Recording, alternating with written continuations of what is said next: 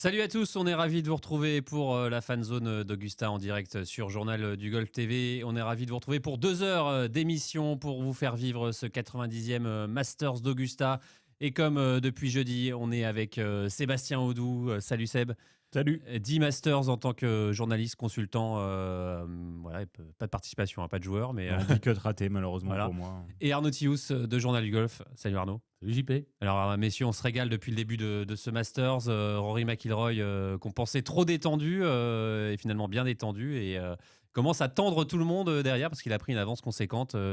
Voilà, on ne va pas dire qu'il a déjà plié le tournoi. Toute la question est de savoir, voilà. A-t-il déjà plié le tournoi ou pas? La question est là et on aura la réponse probablement aujourd'hui. Enfin, en tout cas, s'il a encore 6 coups d'avance demain, je pense que le tournoi sera plié. Donc voilà, s'il joue sous le par aujourd'hui, il va être dur, il va être très très dur à aller chercher. Après, encore une fois, Augustin, on ne sait jamais. Enfin, là, Rory, c'est quand même très très très très bien parti.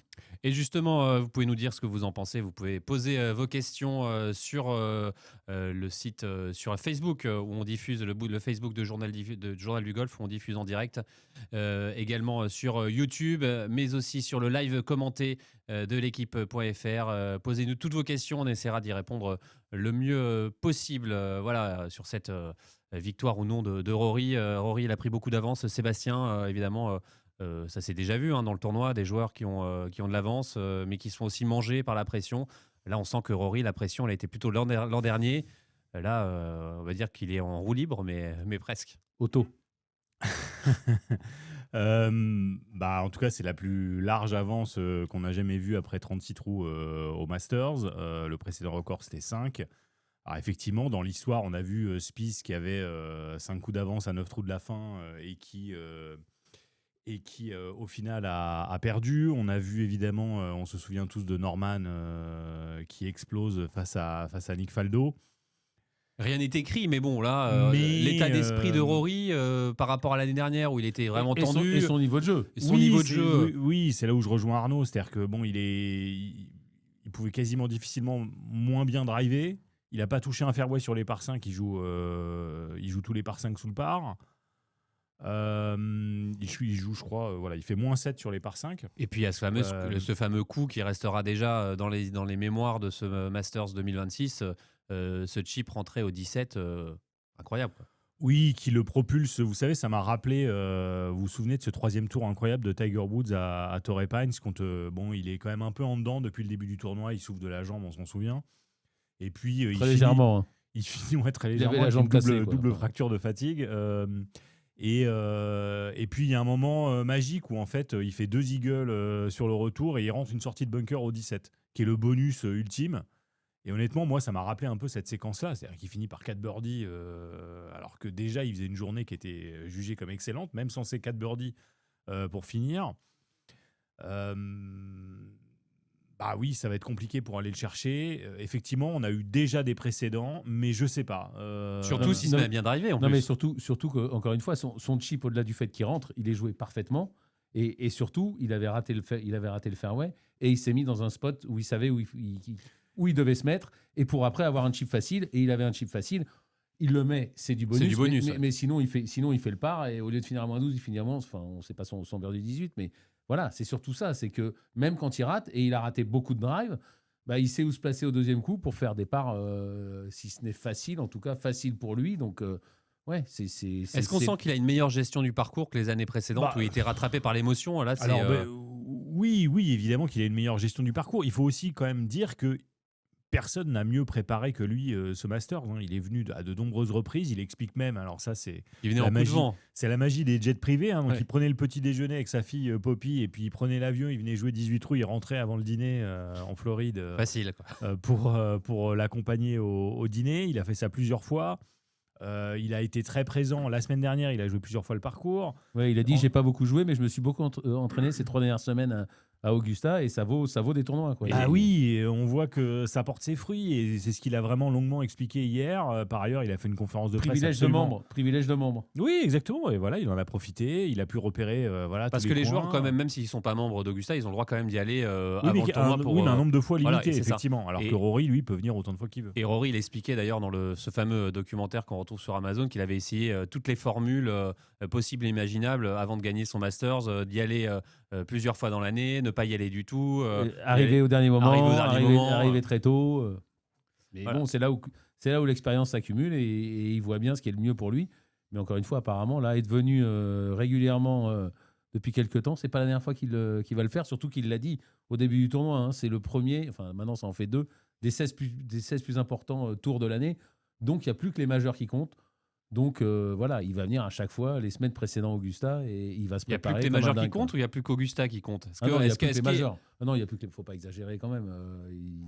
Peut-être que pas sur un deuxième US Open. Peut-être est-ce que c'est pas plus facile de faire ça pour l'instant à Augusta parce qu'il le connaît par cœur que sur un autre tournoi majeur? Ça c'est sûr. Voilà. Ça c'est sûr. Mais on verra sur les autres. La tâche est plus facile, même si on verra sur les autres quand même. Mais voilà, enfin, il attache autant d'importance maintenant, quasiment aux 4, même si effectivement le Masters reste. Voilà, mais je pense que le British, quand on est irlandais comme lui, voilà, je pense que voilà, il n'y a pas beaucoup de différence entre l'US Open, le British et le Masters.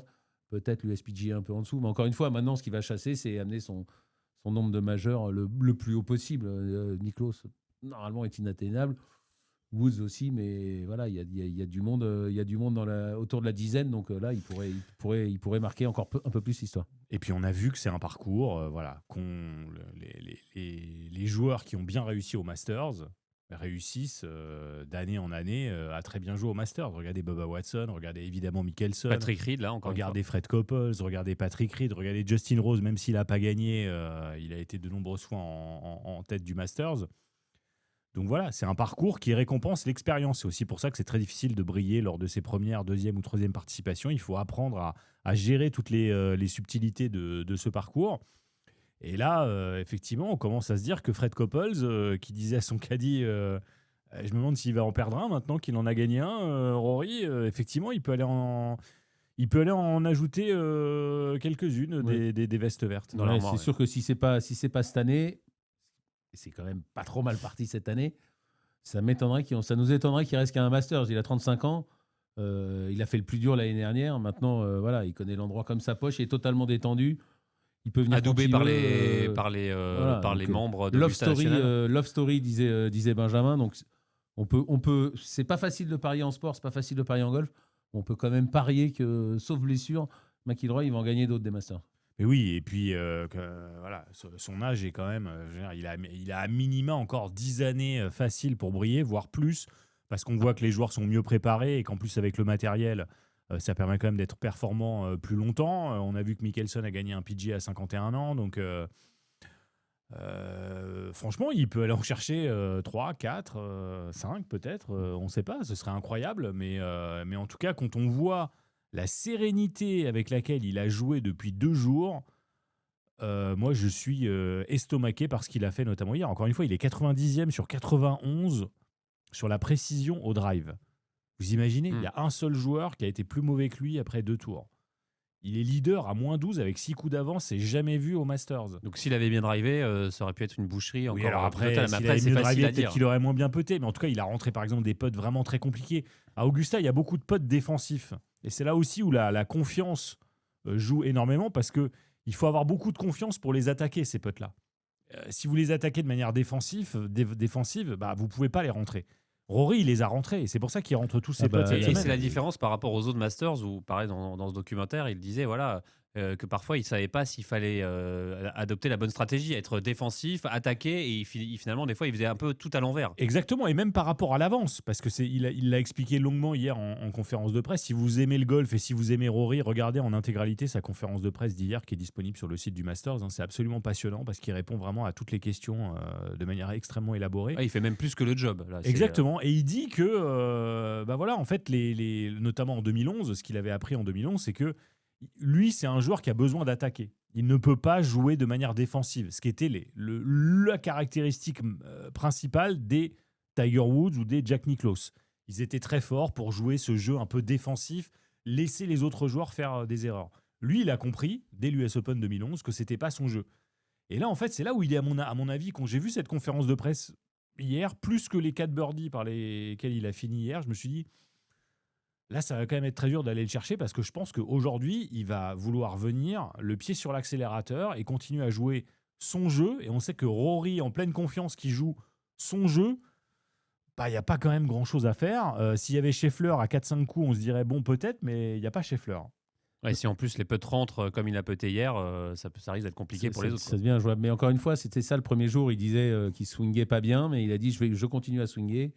Et voilà, et c'est ce qu'il a fait. Et là, le swing est apparu. Et même hier, il s'est dit sa seule pensée, c'était swing, swing, swing. Voilà. Donc un Rory McIlroy libéré qui swing.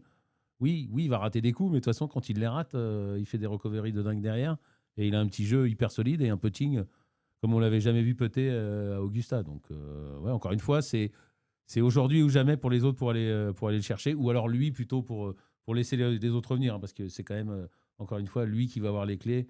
S'il envoie en dessous du par et voire -3, -4, ouais, je pense qu'il sera irrattrapable. Est-ce que c'est un scénario à la Woods, un peu de la grande époque, intouchable, qui met la main sur le tournoi et qui ne la quitte plus?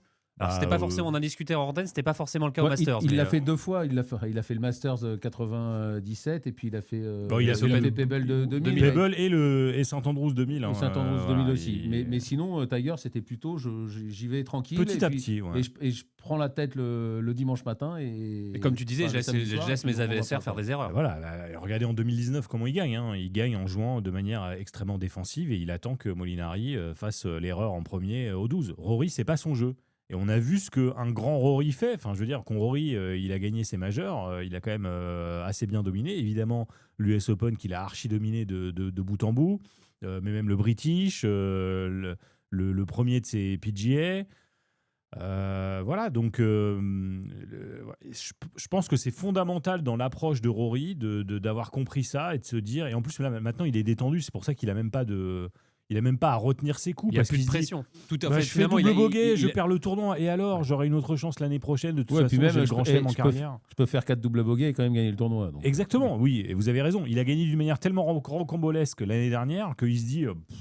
si j'ai gagné en jouant comme ça l'année dernière... Est-ce qu'il se dit vraiment ça? Peut-être qu'il se dit rien du tout, en fait. En plus, il a expliqué tout ça. Il a expliqué toute cette mécanique psychologique autour de il devient son un jeu. peu Scotty Scheffler, quoi.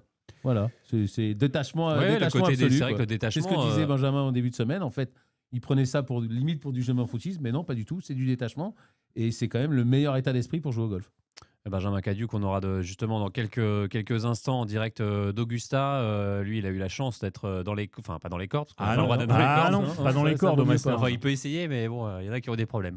Qui a eu la chance de suivre justement Rory McIlroy du trou numéro 15 au trou numéro 18. Ça va être intéressant de voir justement comment lui, il l'a senti, parce que l'œil du spectateur est forcément bien différent de l'œil du téléspectateur, parce que quand on est à Augusta, c'est vrai que c'est parfois difficile de se frayer un chemin dans la foule. Il y a 1, 2, 3, voire 4 rangées parfois de spectateurs, et surtout sur la partie de Rory, quoi. Oui, alors après, je trouve que Augusta, quand même, même quand vous êtes pas dans les cordes, il y a des tribunes naturelles, il y a des chaises au premier rang, ce qui fait que vous pouvez quand même voir, même si vous êtes un peu loin. Il y a moins de monde que dans un tournoi classique aussi, donc à part quelques trous, le pire, c'est la main corner, hein, c'est là où il y a le plus de monde et c'est là où vous êtes le plus loin des joueurs. À côté de ça, vous avez quand même, on le voit régulièrement à la télé, hein, vous avez beaucoup de départs, vous êtes vraiment tout près des joueurs, et même vous pouvez venir au dernier moment et être tout près, hein, le départ du 4. Moi, je raconte toujours, j'ai eu la chance d'y aller qu'une fois, mais en 2013, c'était Fred Coppel, je crois, qui était en dernière partie, et au départ du 8, comme le 8 remonte, enfin au départ du 9, pardon, à la fin du 8, ça remonte, tout le monde allait se placer pour le retour. Il n'y avait personne avec la partie des leaders. C'était le samedi, je crois.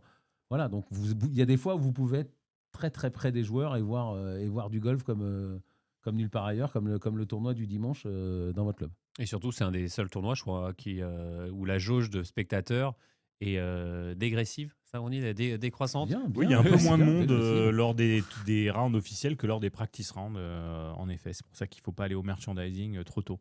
Non, la meilleure solution, et même il faut y aller peut-être même le dimanche. Alors, il n'y a plus grand-chose Ouais, le c'est vrai qu'il y a plus dimanche, grand-chose. mais effectivement, si vous n'êtes Mais pas c'est trop... pas bien de parler du merchandising. Bah non, mais ceux c'est qui nous regardent, ils iront c'est probablement c'est- jamais de leur vie. bah, donc, tu sais pas, pourquoi il y a il y a une une loterie, loterie, Arnaud. Une loterie, je crois qu'il faut s'inscrire en juin pour participer à la loterie et avoir une chance de Ouais. pouvoir avoir un. Après, Pas Pas tant autant de surtout chance de que de pas gagner chez- au loto, quoi. Et Et surtout pour sinon, ceux qui nous regardent et qui veulent aller à Augusta, peut-être la revente maintenant, c'est devenu assez dangereux de reprendre des tickets en revente. oui, alors là, effectivement, on peut alerter tous ceux qui nous regardent, dire que c'est pas forcément une bonne idée, parce que le Masters qui a jamais trop aimé les reventes de billets, mais si vous allez autour de la propriété, dans les rues adjacentes, il y a que ça, hein, des petites tentes avec des gens qui achètent et qui Enfin, vendent dans les des rues, dans la billets. grande, sur Washington Oui, Road. mais là- même dans les petites rues. Ouais. Oui, alors il faut que ce soit un peu passant quand même, Ouais. mais je veux dire, il y en a un peu partout. Là, le Masters regarde les sites de revente, passe devant les revendeurs, essaie de prendre en photo les billets. D'ailleurs, quand vous passez, ça sonne de manière différente. Vous êtes emmené par la sécurité dans une pièce à l'écart pour être interrogé. Tout de suite moins sympa. Et ensuite, alors vous perdez votre ticket, donc c'est déjà une mauvaise nouvelle. Et puis celui qui vous l'a vendu, lui, il est banni à vie il pourra plus jamais acheter de ticket. Quelque part, la bonne nouvelle, c'est que du coup, ça devrait donner une petite bouffée d'air pour avoir peut-être des tickets, peut-être un peu plus de tickets à l'avenir à la loterie, parce que je vous rappelle que la liste d'attente pour avoir des billets officiellement Et gelée, en je loterie crois, à ça. Augusta a été gelée en 1979. Elle a été réouverte pendant quelques mois en 2000, sinon fermée depuis Alors c'était quoi? 1979. C'était la billetterie c'était les gens qui avaient la chance de pouvoir acheter des billets d'année en année, ou c'était une Ah bah loterie oui, euh, c'est-à-dire oui, que oui. la billetterie de Ah oui, la la billetterie billetterie officielle. principale, c'est des billets qui se transmettent même de génération en Mm. génération, hein. Je me souviens avoir interviewé une dame qui expliquait que, alors c'est un peu triste mais et un peu sordide, mais elle expliquait que son mari était mort, c'était lui le détenteur des billets, et qu'elle avait dû faire toute une procédure, envoyer un certificat pour au changer le Masters, nom de. pour montrer qu'elle était bien, entre guillemets, l'héritière de ses billets, que son mari était bien mort, et que du coup c'était elle qui devait hériter des billets désormais. Voilà, donc vaut mieux se faire accréditer, c'est plus facile. Quand on a la chance de pouvoir. Ouais, pareil, pouvoir y aller. Je crois que c'est très pas si sympa facile comme les déclaration accréditations. non plus, ça. Voilà. Bon. Messieurs, Changeons de sujet. évidemment, alors que Scotty Scheffler s'est lancé aujourd'hui, Scotty Scheffler, c'est un peu la déception, Non, mais non, pas la c'est- déception, non, mais mais c'est un peu le. Voilà, on s'attendait, on veut tous un duel. Et je me souviens l'année dernière où Romain Lefebvre, grand fan de Rory McIlroy, voulait ce duel avant l'heure de Rory McIlroy, Scotty Scheffler en dernière partie. Bon, ça a été Tout Rory Scotty McIlroy, Scheffler qu'il est, c'est tellement dur le golf que voilà, on peut pas être dans le coup tout le temps. Et voilà, tout Scotty Scheffler qu'il est, il n'est pas dans le coup tout le temps. C'est pas sa meilleure saison pour l'instant, même si elle est quand même remarquable. Voilà, mais il n'est pas dans le coup. Mais attendons, hein, il n'y a jamais eu de 62 au Masters, mais s'il fait 62. Messieurs, petite information pour Hugo qui me fait des grands signes. Il faut que je signale que, évidemment, depuis le début de la semaine, on vous fait gagner ce sac Callaway édition limitée spéciale Augusta, évidemment, avec ses magnifiques covers. Vous voyez, ils sont là, ils sont tout beaux. Alors, si vous voulez gagner tout cet ensemble, il vous suffit de scanner le QR code qui se trouve juste là, et vous pouvez aussi aller sur l'Instagram de Journal du Golf. Voilà, c'est Sébastien qui essaye de jouer Ah bah écoutez, je vais tenter ma chance. et pourra déjà si le QR code fonctionne. Et Bah, ça va pas faire jaser si c'est et voilà, toi qui donc, gagnais, et donc Sébastien. si Si c'est toi qui vous gagne. participez sur Instagram, tout est indiqué. Et si vous êtes le regagnant, on vous enverra ce joli sac édition limitée du Masters. Ah, il est beau, hein? Il est splendide. Voilà, messieurs, on continue évidemment de parler de Rory McIlroy. Finalement, qu'est-ce qui peut l'empêcher de gagner? Est-ce que c'est lui ou est-ce que c'est les autres finalement? Parce que on voit, mine de rien, Bah, derrière, Les deux. il y a 6 coups d'avance, mais bon. Il faudra un peu des deux, je pense, parce que effectivement, Arnaud le disait, bon, il y a toujours quelqu'un qui peut envoyer un 62. Ça va un peu dépendre aussi du parcours qu'on va avoir. On sait qu'à Augusta, il peut y avoir des gros écarts. Il faudrait que Rory fasse quelques erreurs aujourd'hui, peut-être qu'il joue plus d'eux, et puis qu'il y a un très bon score derrière. Et là, on se retrouve tout de suite demain avec un vrai dernier tour. Après, si Rory continue de creuser l'écart, là, effectivement, demain, ce sera plutôt de l'ordre de la procession, comme on avait eu avec Tiger en 97, par exemple. Arnaud? Non, mais voilà, c'est Rory qui va décider, aujourd'hui. Il y a quand même un sacré écart. Je vois pas. Voilà, il y a pas Scheffler. Ça me semble. C'est Rory qui a les clés, quoi. Voilà, c'est Rory qui a les clés aujourd'hui. Et on verra bien demain. Mais 6 coups d'avance demain, ce sera. Ouais, allez, c'est jamais plié à Augusta, mais voilà. En tout cas, c'est lui qui a les clés, c'est sûr. Tu voulais réagir à quelque chose, Non, Sébastien? mais en plus, on a malheureusement, en plus, on aurait pu avoir la dernière partie Reed McIlroy et malheureusement, à cause de son 18 mal géré, il a du coup, il sera dans l'avant-dernière partie, alors que c'est vrai que pour la Ryder Cup, eh bien, avec cette rivalité qu'on connaît entre les deux, eh bien, voilà, il y aura Mais ce plus, sera pour demain. peut-être, ouais. Alors, on se disait quand même que le Masters, ils ont quand même l'habitude d'arranger un peu les trucs comme ils veulent. Hein. C'est un tournoi un peu à part. Et on se disait quand même, ils pourraient se permettre, en cas d'égalité, de quoi, de faire un peu de les dire à pairings. Rory de lever un peu le pied Non, de- mais de dire, bah voilà, Burns et Reed sont à égalité. On va mettre Reed avec McIlroy. Ouais. C'est pas le. Non, on joue pas avec l'équité. Vous voulez que je vous reparle de Tiger Woods qui n'avait pas été disqualifié pour une carte incorrecte Oui, c'est pas tout Quoi, à fait en la 2013, même ça, chose, non mais ça avait beaucoup discuté quand Ça même. avait beaucoup discuté, mais il l'avait fait quand même. Allez, messieurs, avant d'essayer de joindre Benjamin Cadieux, je vous propose de regarder, de plonger un peu dans les coulisses d'Augusta avec Tom Elling. Tom Elling, il va nous raconter un peu comment ça se passe et surtout comment il fait pour reconnaître le parcours avec son carnet. Donc voilà, on va l'écouter. Tom Elling, il nous a gentiment reçus chez lui juste avant de partir à Augusta.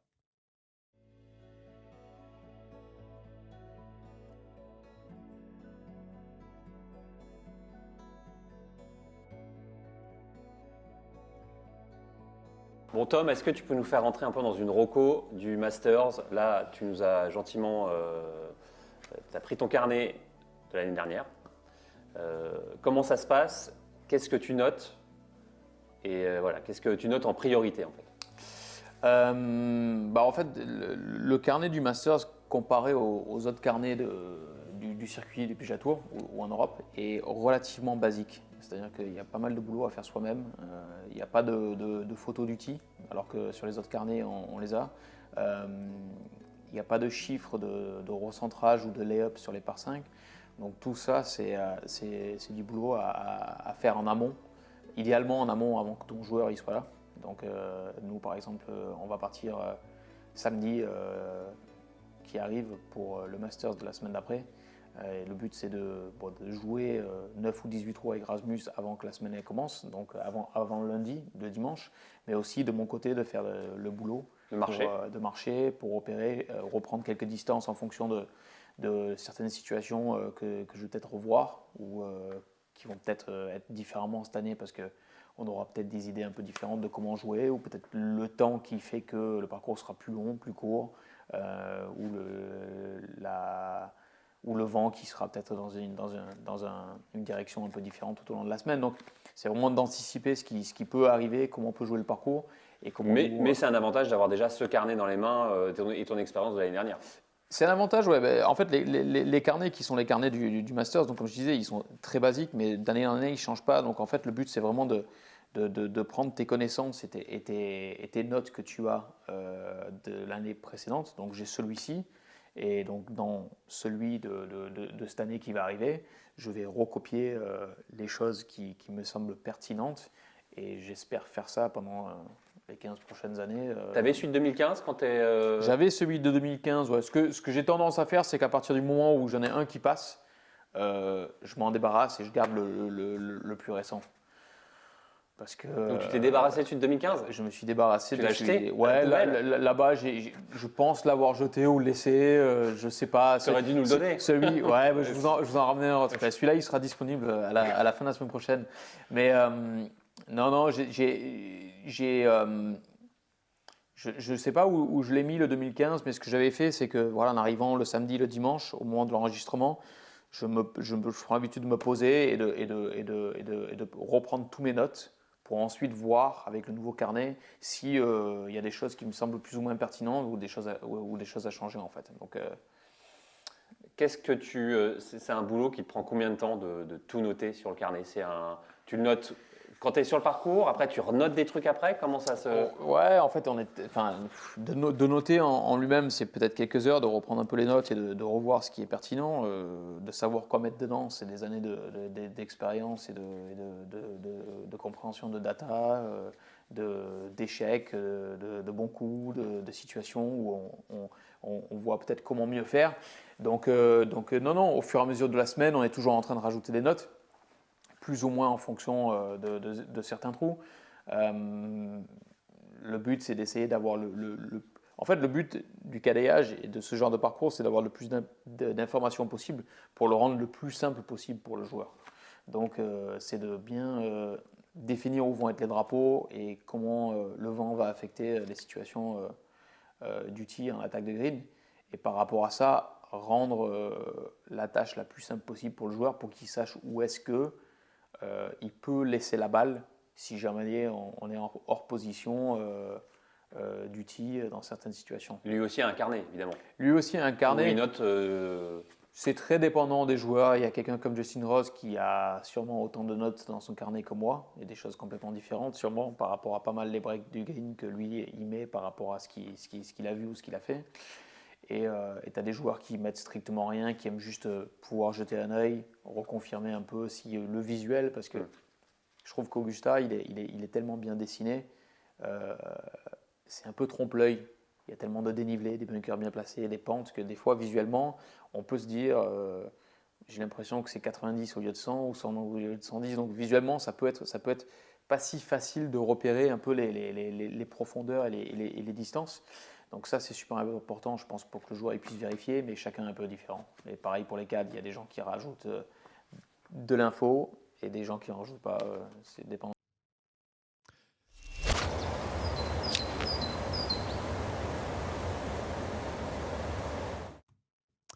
Voilà, Tom Henning, toujours passionnant de rentrer dans les coulisses d'Augusta et d'avoir une vision d'un CAD, parce que le CAD, finalement, les cadets, on les a pas souvent au micro, donc et le carnet, moi j'adore. Ah bah, fabuleux. Non, puis Tom est très très bon. Hein. Oui, alors en plus il est très très bon, et en plus, enfin, je veux dire, c'est un très très bon caddie, ça on le sait, mais en plus il est très éloquent quand il parle de son métier, du carnet de parcours et de la stratégie de parcours. Honnêtement, je l'aurais bien écouté pendant 2 heures, nous faire un trou par trou. Mais ça va être possible, Masters. ça va être possible, mais bon, on attend un peu les questions de.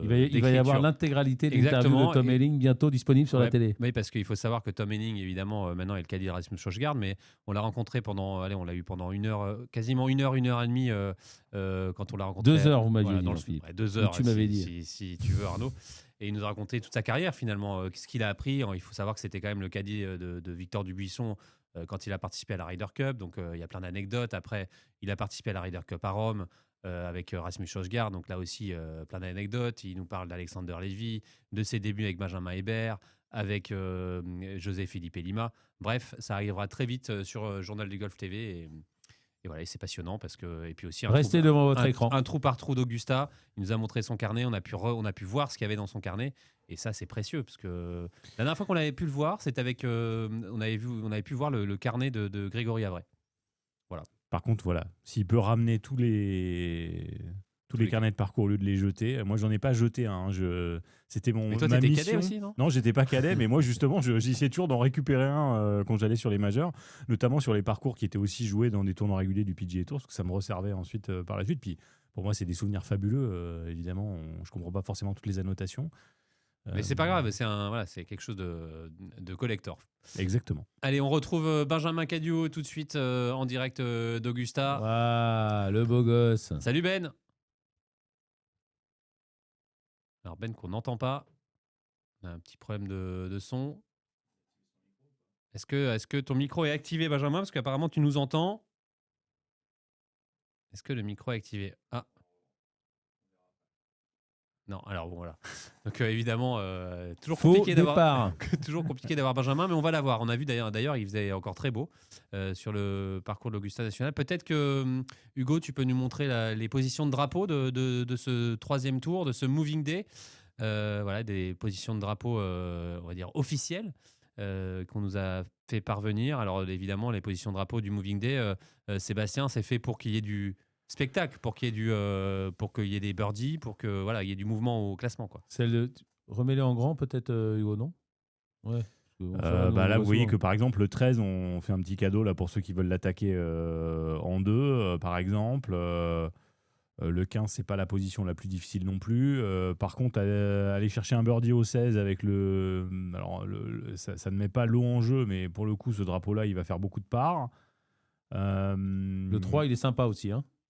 Non. Le 3, est-ce que c'est même sur le green? On se demande. Est-ce qu'on retente d'avoir Benjamin, Hugo? Pour l'instant, on n'a pas de son. On va revenir plutôt, messieurs, Ouais, sur le 9 aussi, il est sympa. on va plutôt revenir, messieurs, sur les huit, pardon. sur Sur les. les prétendants qui peuvent embêter Rory Il n'y en a pas McIlroy. de prétendant. Il n'y en a pas, même Tyler Hatton. Il y a pas de qui, second majesté, comme la Coupe de Patrick l'Amérique. Reed, si, Patrick Reed. Tyler Hatton qui est quand même rentré dans l'histoire hier, hein, parce qu'il a réalisé. Parce qu'il n'a pas hurlé. Non, mais il a fait 18 greens sur 18 en régulation. Je crois que c'était pas arrivé depuis un moment. Je crois que c'est Ah, mais jamais ça, c'est arrivé. de l'info, ça, JP. Non, oui, c'était C'est pas non, arrivé mais depuis un moment. parce que j'ai pas regardé mes notes, mais là je vais regarder mes notes et je l'avais noté. Alors c'était là, Tyler Hatton, 18 green sur 18 en régulation. Ouais, c'est une première, effectivement. Ah bah ça fait un bout de temps alors, depuis 1934. Non, mais il me semble que c'était pas une première. Il me semble que j'avais lu. Bon, on revérifiera sur. On va aller vérifier sur le Media Guide. Ouais. Comme ça, Non, mais du coup, Patrick Reed, oui, lui, c'est le prétendant numéro 1 pour pouvoir Ah, il a essayer de déjà faire une charge. gagné. Mais oui. Une charge. ouais, enfin, sur Rose, l'humilité. Rose Fleetwood derrière, c'est pas mal aussi, il n'y a qu'un coup d'écart. Hein, donc, Non, c'est vrai, mais encore une fois, voilà, là, on est en train de chercher déjà parce que c'est l'histoire, tout le monde a Alors, envie de voir. Benjamin qui nous écoute nous dit que c'est pas une première, hein, le 18 sur 18. Ah ok, Voilà. peut-être. Donc, Bah, il faut toujours écouter Benjamin. ouais, apparemment, Furyk, ah oui, c'est Jim Ah Furyk. oui, non, mais il a et raison, Kevin Na, effectivement. qu'il avait fait avant. Voilà. Deux grands amateurs de green en régulation, en effet. Voilà, tu disais, Sébastien, sur. Je disais que oui, Patrick évidemment, Reed. il y a la rivalité de la Ryder Cup, ça remonte à Hazeltine, tout le monde se souvient de ça. Et on a quand même bien envie de les voir tous les deux en dernière partie, avec potentiellement pas trop de coups d'écart, même si, je veux dire, vous savez, le Masters, en fait, on n'a pas tellement envie, quand on est amateur de golf, d'avoir un peu de l'entre-deux, parce que là, soit Rory, il a 10 coups d'avance et c'est pour l'histoire demain, peut-être le plus grand écart de l'histoire du Masters, et une deuxième veste verte, on sait que c'est rare, et là, ce serait historique. Ou alors, aujourd'hui, ça Une se bataille resserre de et demain, chiffonniers. on a vraiment un combat demain, parce qu'on sait que, honnêtement, le Masters, même 3-4 coups d'écart, quand vous arrivez dans la main corner, tout reste absolument jouable. Faudrait quoi pour que ce soit définitivement plié et rendre un dernier tour un peu assommant? 10 coups d'avance ou 10 coups d'avance? Est-ce qu'on y croit, 10 coups Même d'avance? s'il a Est-ce que encore c'est un peu- l'écart d'aujourd'hui, ça va quand même être compliqué ouais, demain. Hein. ouais. 6 coups, ce sera compliqué. Non, c'est sûr, c'est que Rory, enfin, à peu près, sera en dernière partie demain et sera dans le coup au début du retour. Après, voilà. Est-ce qu'il aura 3 coups d'avance ou 10 coups d'avance voilà, c'est ça que la journée d'aujourd'hui, en tout cas, va déterminer et sa gestion de partie de demain et son stress de demain. Donc, comme toujours, on a hâte que ça commence. Alors, on essaie toujours d'avoir Benjamin Cadieux, mais voilà, Sébastien, est-ce que tu te souviens, toi, de grands comebacks de l'histoire, évidemment, sur un. Danny Willett. Oui, voilà, mais est-ce que ça, c'est un comeback qu'on a vu venir finalement que le dernier jour? Il avait combien de coups d'avance, Jordan Spieth Il avait, je crois, de mémoire, 5 coups d'avance à 9 trous de la fin. Hein, donc, dans la dernière journée. Hein, Oui, dans la dernière journée. Donc là, on pensait que c'était fini. Hein, et pourtant, bah voilà. Pas tous, je vous le rappelle. Non, hein. c'est vrai. Non, mais donc effectivement, au 12, il se passe souvent beaucoup de choses. Le 11, il est terriblement difficile. Mais encore une fois, c'est ça qui est fabuleux au Masters et à Augusta. C'est que le 11, il peut tout se passer. Le 12 aussi. Le 13, on a vu que c'est un par 5. Mais on a vu des doubles bogeys parce que, notamment Rory sur le l'année PGA dernière. Tour, non, mais notamment sur le PGA Tour, vous avez beaucoup de par 5. Vous faites eagle, c'est bien. Vous faites birdie, c'est quasiment la norme. Le par, c'est comme un bogey, mais les bogeys, les doubles bogeys, ça n'existe quasiment pas. Là, si, en fait, ça peut arriver très vite. Le 15, idem. 17-18, on sait qu'ils peuvent être aussi très compliqués. Donc, il peut y avoir des gros écarts, et on l'a vu à travers l'histoire.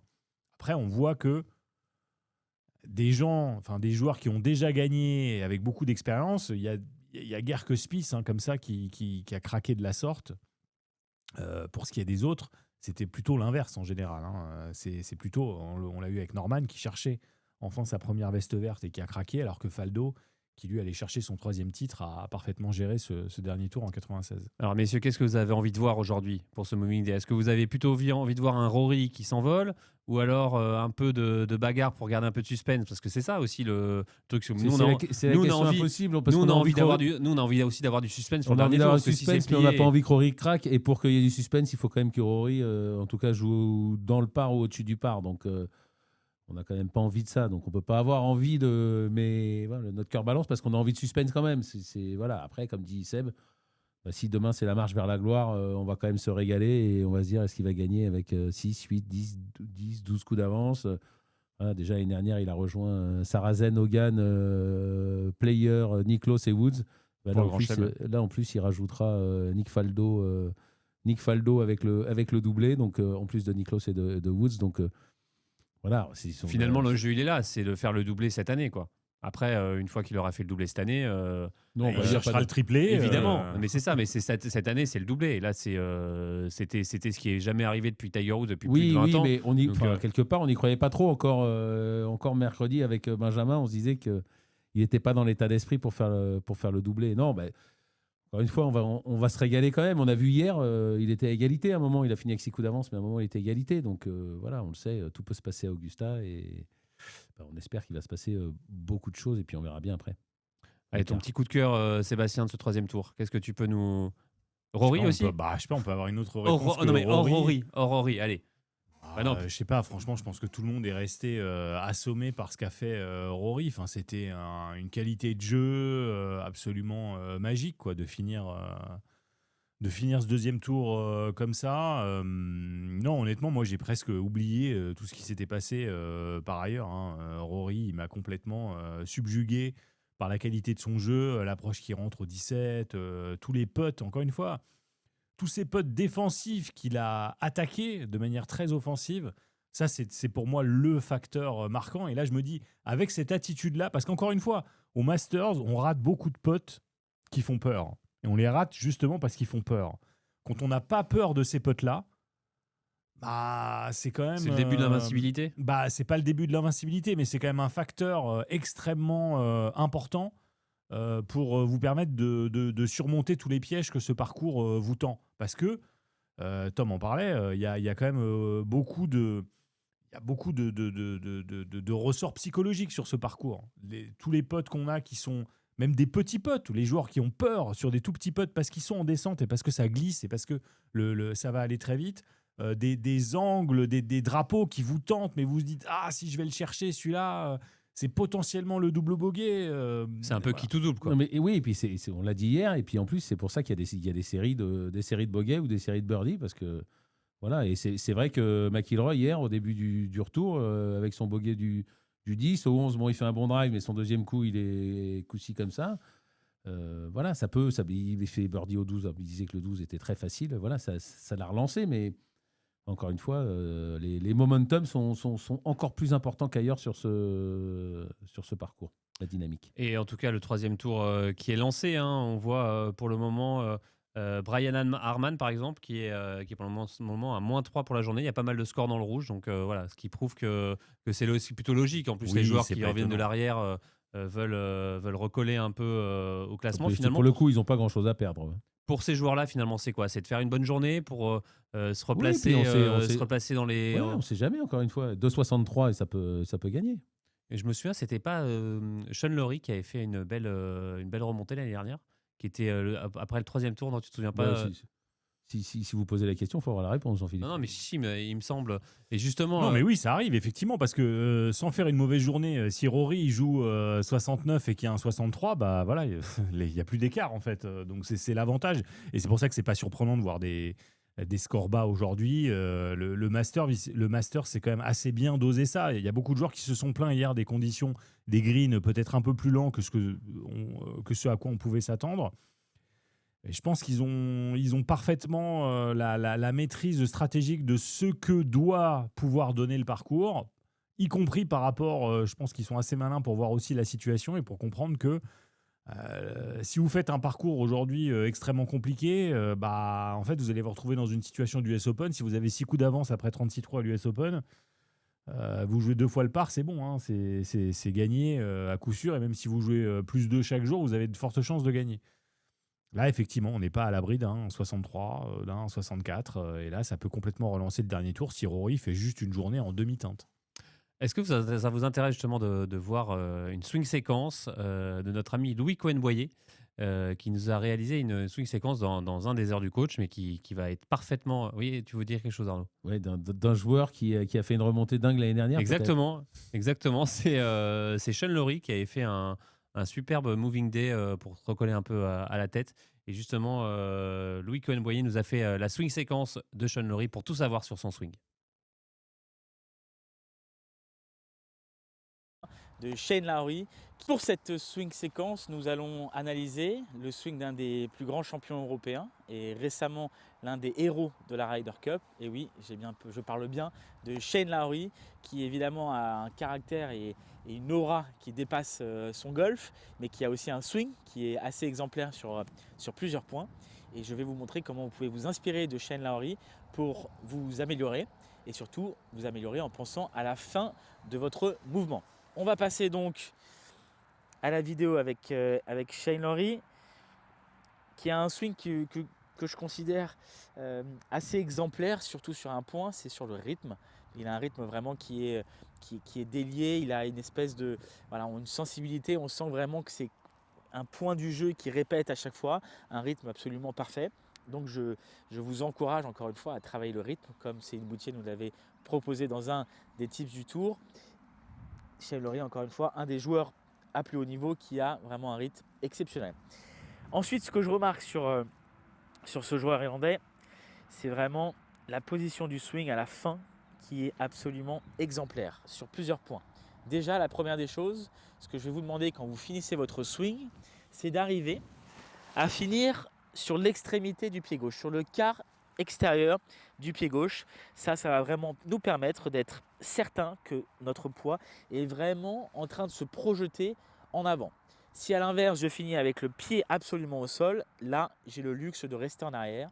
Qui dit poids en arrière, dit des contacts un petit peu plus gras. Et je le vois ici, sur la vidéo de Shane, on voit vraiment le swing qui finit sur le quart extérieur. Et j'ai même envie de continuer dans l'analyse en disant c'est quart extérieur gauche et aussi sur le talon. Cet élément-là va vous permettre de tourner un tout petit peu plus à la fin de votre swing. Et d'ailleurs, quand vous regardez les tournois à la télévision, vous remarquerez que 99% des joueurs finissent sur le quart extérieur de leur pied avant. Donc ça, premier élément qui est important. Shane Lowry le fait spécialement bien et c'est une des raisons pour lesquelles il arrive à bien tenir en position à la fin. Pourquoi on parle de la position à la fin du swing? Vous allez me dire, la balle est déjà partie. La balle est déjà partie, certes, mais le temps entre la fin de votre swing et la position d'impact est si réduit que si votre fin de mouvement est bonne, votre impact naturellement sera bon. Donc on travaille sur la fin pour que l'impact au centre du swing, au milieu du swing, soit bon. D'accord? Donc n'oubliez pas, si votre fin de mouvement est bonne, en général l'impact va ressembler à quelque chose qui va être vraiment intéressant. Les autres éléments à regarder, la façon dont Shane Lowry arrive à se tourner, à avoir quasiment l'épaule droite vers sa cible à la fin du mouvement. Ça prouve qu'il arrive à être délié, qu'il n'y a pas de point d'arrêt dans son swing. Il n'y a pas un élément de son swing qui s'arrête dans le mouvement. Il arrive vraiment à finir avec l'épaule droite quasiment vraiment à sa cible. Un autre élément que j'aime bien, la hauteur à laquelle ses mains finissent. Vous le voyez, les mains finissent à peu près à la hauteur du haut de sa casquette. Ça, c'est un élément qui peut intéresser les gens qui font un petit peu de slice. Si vous finissez avec les mains assez hautes ici, vous allez avoir tendance à avoir un chemin de club, même si ce n'est pas forcément le cas pour Shane Lowry, mais je parle pour les amateurs en général. Plus vous allez avoir les mains hautes, plus vous allez avoir un chemin de club neutre, voire légèrement à droite. Là aussi, vous finissez avec les mains extrêmement basses. Ici, dans la phase de frappe, le club va être tiré à gauche et là, vous allez avoir un petit peu plus d'effet de gauche à droite. Donc, ce qu'on peut tirer de Shane Lowry, je le répète, un rythme extraordinaire, une position à la fin du swing qui est exemplaire, à l'extérieur du pied gauche, une rotation des épaules avec l'épaule arrière, l'épaule droite qui est à sa cible et des mains qui sont assez hautes en fin de mouvement. Voilà 4 points que vous pouvez travailler, 4 points que Shane Lowry utilise au quotidien pour être un des meilleurs joueurs mondiaux. Tout de suite, Je vous propose de travailler ça maintenant au practice chez vous. Voilà, une swing séquence toujours très intéressante. T'es fan, je crois, Sébastien, de Louis Cohen-Boyer, ses conseils, Absolument fan. Je trouvais que c'était absolument passionnant de l'écouter et je suis le premier, le plus grand fan de l'heure du coach. Ouais, l'heure du coach à retrouver évidemment sur Journal du Golf TV le vendredi à 19h. J'ai pris un petit coup de radio quand même. On disait 63. Ben, en tout cas, Scotty Scheffler, il a fait eagle au 2. Quoi. Il a fait par au 1, mais il a fait eagle au 2 et eagle donné au 2. Donc, enfin, donné. Ouais, il avait un petit peu plus d'1 mètre. Donc, voilà. C'est jamais donné Ouais. 1 mètre Ouais. à Augusta. Ouais, Pour voilà, vous, non, mais là, peut-être. ouais, non, même mais Arnaud, bon, allez, même Arnaud, en vrai, c'est jamais Eagle, donné. Hein. Eagle donné, enfin, il était tout prêt. Voilà, c'est ce que je veux dire. En montée, voilà, il n'a pas trop souffert pour rentrer son putt. Donc, allez, la remontada de Scotty. Scotty Scheffler qui est 16e pour l'instant.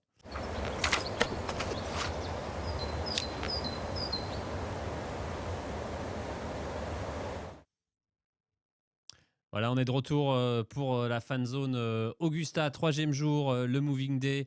On est toujours avec Sébastien Audou et Arnaud Thious. Et évidemment, on vous fait toujours gagner ce sac Callaway. Regardez-moi ce sac, il est beau. Sac Callaway spécial Augusta avec les covers. Ouh, je l'ai fait tomber. Je l'ai fait tomber. Ils étaient Les- bien les covers, mais Les covers qui vont avec. Voilà, c'est tout, c'est beau et on vous fait gagner ça. Pour participer, scannez le QR code que vous trouvez sur votre écran ou alors participer sur le compte Instagram de Journal du Golf. Voilà, messieurs, on est de retour pour ce troisième jour. Évidemment, Rory McIlroy n'est pas encore parti. Il partira évidemment après notre émission, partie de la soirée, une partie à suivre absolument, évidemment, avec Sam Burns. Voilà, une partie qui sent un peu la Ryder Cup, évidemment. Quand on voit deux joueurs, un joueur européen, un joueur américain, ça a des allures de Ryder. Oui, même si c'est quand même moins bien que si c'était Patrick Reed. Mais oui, je suis pas certain que c'est ce qui marque le plus Rory dans le cas présent. En tout cas, on voit que Scheffler, effectivement, est en train d'animer un peu ce début de Ouais, il le a troisième tour. converti son eagle au trou numéro 2. Arnaud, il avait les bras levés, il est-ce applaudissait. qu'il a converti son birdie au trou numéro 3. Et non, il a fait le par au Ouais. trou numéro 3. Ouais. Voilà. Donc, mais Scotty Dommage parce Scheffler, qu'il qui- était pas loin quand même. Hein. Ça aurait été bien un petit Scheffler. Ce serait bien un petit Scheffler qui, voilà, s'il pouvait Oui, c'est pas la même chose. Hein. être à -7, -8 quand Rory démarre. Oui, on parlait de Norman Faldo. Est-ce que Norman fait le même round si il joue pas, si c'est pas Faldo qui est avec lui dans cette dernière partie? Sans doute pas. Ouais, Ouais. non, on le rappelle, hein, c'était en 96. Ouais, Norman qui n'a jamais qui gagné avait, le qui avait Masters. 6 coups, Et voilà. 6 coups d'avance sur Nick Faldo et qui a fini avec 5 coups de retard quand même. Voilà, messieurs, évidemment, ce troisième tour, on attend avec impatience ce départ de Rory. Voilà, moi, j'espère que Rory va pas prendre trop d'avance quand même pour le suspense de dimanche, qu'on puisse avoir quand même des choses à suivre, des choses à dire, parce que si Rory venait avoir 10 coups d'avance, t'es pas d'accord, Arnaud? Toi, tu voudrais le voir Mais s'envoler Non, je sais pas que je suis pas d'accord. On l'a dit tout à l'heure. Notre corps balance entre oui, on a envie de suspense, mais en même temps, on aime tellement Rory. Et ce serait beau ce tellement qu'il beau fait. qu'il fasse le doublé. Et puis, encore une fois, s'il a 6 coups d'avance ou 8 coups d'avance, c'est qu'il le mérite. Donc, et ça restera toujours fabuleux à voir. Et même les autres derrière, encore une fois, tous les coups à taper à Augusta sont extraordinaires. Donc, à regarder, ils le sont aussi. Donc, Ouais, surtout. on préfère du suspense, mais ce sera toujours quand même une belle soirée de golf. Ouais, et surtout quand on regarde le classement, il y a quand même pas mal aussi d'Européens. On pense à Justin Rose, on pense à Sean Lowry, Tommy Fleetwood aussi qui est bien placé, toujours sans majeur. Tommy Fleetwood, ça pourrait être aussi une belle veste verte. Tommy Fleetwood, même si on l'a vu, il a mis du temps avant de gagner son premier tournoi sur le PGA Tour. Oui, mais pour le coup, il a commencé tout de suite quasiment par le haut du panier avec le Tour Championship. Donc peut-être qu'il va commencer par le haut du panier avec le Masters aussi. Ouais, et puis Justin Rose, évidemment, on l'a dit, hein, il a été beaucoup de fois en tête d'Augusta sans jamais réussir à convertir. Voilà, Justin Rose aussi, on le rappelle, vainqueur de l'US Open. 9 fois, hein, on a regardé Justin Rose en tête, troisième Donc, de 5 tous les fois temps. après le premier tour. Hein. Ouais, et puis une trajectoire Derrière golfique Nicklaus, aussi. derrière Nicklaus et Palmer. Il Pas s'est- mal comme Ouais, compagnie. et puis il s'est Mais lui ne l'a pas gagné. Donc rappelons qu'il a commencé sa carrière golfique en ratant combien de 21 cuts de 20 suite, cuts de suite sur le Tour européen, Justin Avec Rose. avec deux surnoms, Just Out ou alors Just Invite. Ouais. Voilà. Sympa. Voilà, ça, sympa. Sympa. Les pros sont toujours sympas entre eux. Messieurs, je sens que vous avez envie de faire un quiz. Ah. Allez, sortons les buzzers. Hugo, tu nous mets la musique. Moi, je suis un peu comme Rory McIlroy. Hein. J'ai gagné 2 fois, donc maintenant, peut plus rien m'arriver. Hein. Il Ah oui, joue de manière- j'allais prendre le buzzer, Non, mais non, c'est moi qui pose les euh, questions. Alors, on va faire un quiz un peu pêle-mêle. Sur Oh là là. un peu de Quiz pêle-mêle. Bah oui, J'aurais je- déjà mal à la tête. Non, non, J'avais pas d'idée, alors hop, je fais Non, pêle-mêle. pas du tout. Un quiz un peu sur le Masters, évidemment. Ah bah, sur, c'est pas bête, ça, avec. dis donc. Ah, donc il y avait une idée directrice quand même, un angle. Oui, Comme voilà, on dit dans les jargons. on n'allait pas faire un quiz sur Grand Montana ou sur autre chose. Bref. Première question assez facile, je pense, question de rapidité. Voilà, les mains sur les buzzers. Ah, vous n'avez pas les bras croisés aujourd'hui Non, bah non, je Non, vais il pas est vous donner trop de motiv- facilité non plus. Alors, question facile, qui a Pardon, je bégaye d'avance. Qui a le plus de participation au Masters? Arnaud, clairement. Jack Nicklaus. Eh ben non, Gary Player. Gary Player, voilà, tout à fait, 52. Parce qu'hier j'ai dit, c'était pourquoi? C'était pour le Stéphanie Monaco. le nombre de cuts. Non, mais parce que j'ai dit Gary Player. Pour et le, puis pour le c'était- nombre de cuts passés. Voilà, et c'était Jack Et c'était Nicklaus. Jack Voilà, et Nicklaus. donc là, je me suis dit. Et voilà, la précision, Arnaud, ouais, la précision. ouais. Alors, autre question. Abruti. Enfin, moi, hein, pas Sébastien, Ouais, c'est l'abruti. hein, je me permets- Ouais, bah, me Arnaud, permettrai quand même, pas. ouais, j'espère bien. Alors, quel joueur a remporté le tournoi en 1956 après avoir eu 8 coups de retard après 2 tours? Arnold Palmer. Bah, si vous le trouvez, si Sébastien tu le trouves, c'est vraiment que t'es un crack. 1956, Ah, je répète la question. Non, mais Il je avait suis- 8 coups de retard après, après 36 trous. Ah, En sent plus, que ça on en vient. a parlé. On a parlé de 57. Ouais. Bah là, c'est 56. Et en plus, du coup, je l'ai revu il y a pas longtemps. Ouais, c'est trop tard. non. C'était Jack Burke Jr. Voilà. Quel joueur... Qu'est-ce qu'il y a, Arnaud? Bah, vous la sortez d'où cette question? Bah, c'est une question apprenante. Non, on sait que 1956, c'est Jack Burke Jr. Voilà. Ah, donc ça peut arriver à Rory, quoi. Exactement. Quel joueur vainqueur a réalisé le plus de birdies sur une édition? Dustin Johnson. La main passe. C'est Sébastien qui a la main. Il peut répondre. Bah, je sais pas. Je pense que C'était il y c'est a pas pas si long- Tiger 90. Non, c'était il n'y a pas si longtemps. Jordan Spieth. Jordan Spieth, exactement. Ouais, Est-ce que tu as le j'hésitais nombre de entre les birdies? deux. En 2015, évidemment, quand Jordan Spieth a remporté sa première veste verte. 24.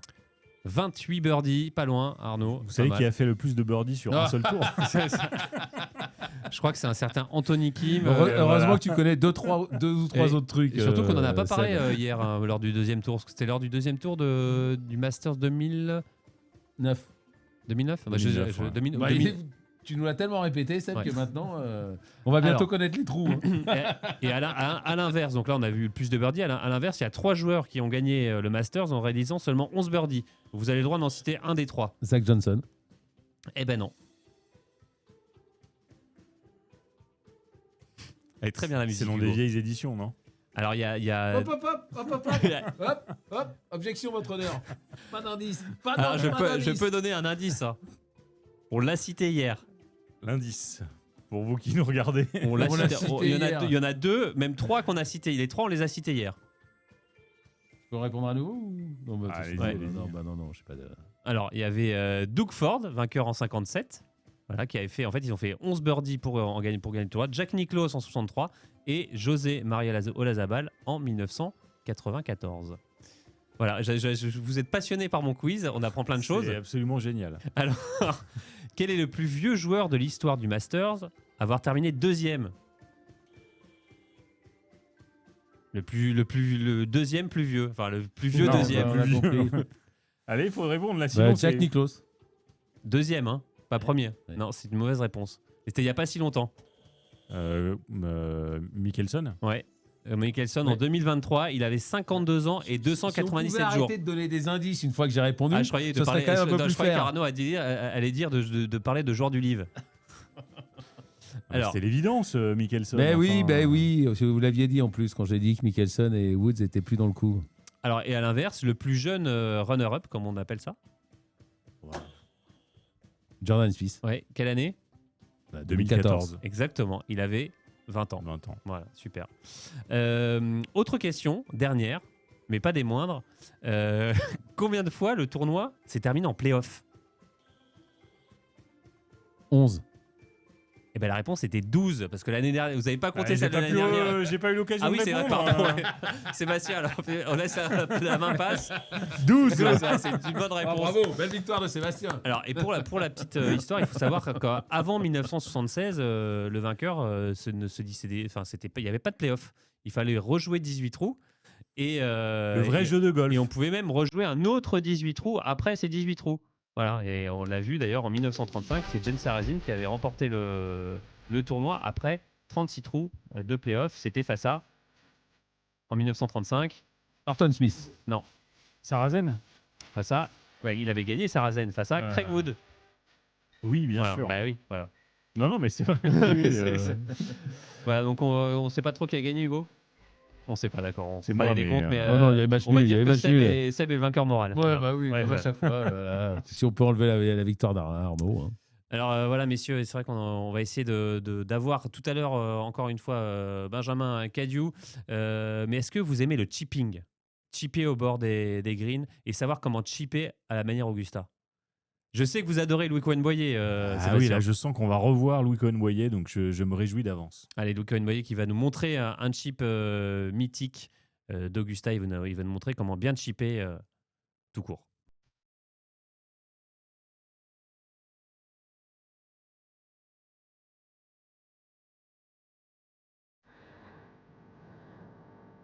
Allez, petit bonus sur ce mois spécial Masters. On a parlé du putting précédemment. Maintenant, on va parler un petit peu du chipping et notamment de ce chip extraordinaire que Tiger Woods avait tapé au trou numéro 16. On avait aussi, il faut y penser, Romain Langas qui avait fait quasiment exactement ce chip.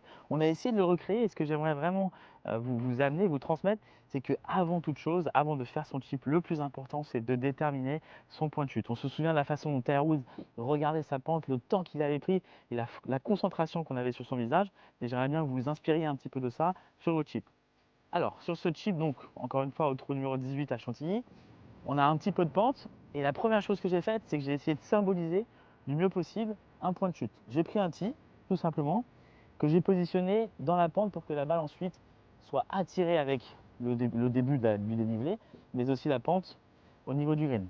Donc j'ai symbolisé mon point de chute, c'est super important, c'est l'étape numéro 1 sur un chip dans votre routine. Ensuite, je vais me positionner au niveau de ma balle. Mon intention, ça ne va pas être d'envoyer la balle vers le trou. Encore une fois, c'est comme les potes quand il y avait beaucoup de pente. Ça va être de me focaliser sur mon point de chute, le tee qui est là-bas, et d'imaginer la vitesse que je vais mettre dans la balle pour que la balle tombe parfaitement sur le point de chute. Je m'enlève d'une certaine manière une grande partie de l'équation, à savoir la fin du coup. Je suis uniquement focalisé sur la façon dont ma balle doit rebondir au niveau de mon point de chute. Allez, maintenant je fais mes coups d'essai. Je regarde que mon point de chute jusqu'à ce que je ressente que je suis vraiment bien positionné, que j'ai la bonne vitesse au niveau du club. Voilà, ça c'était pas mal. Et c'est parti.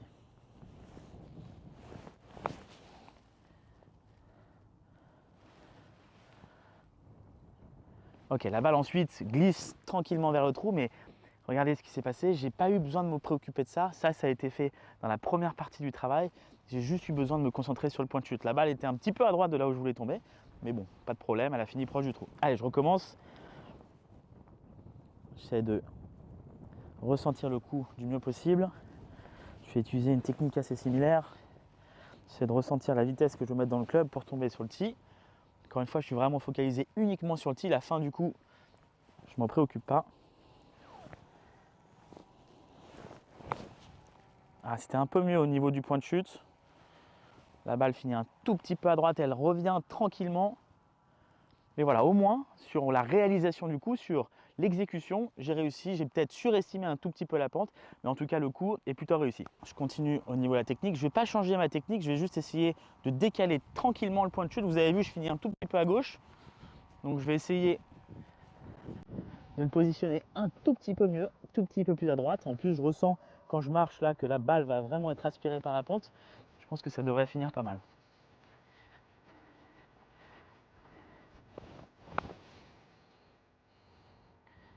Allez, allez! Pas mal, c'est du bon côté. Bon, ça reste un chip quand même assez compliqué. Hein. Allez, je continue.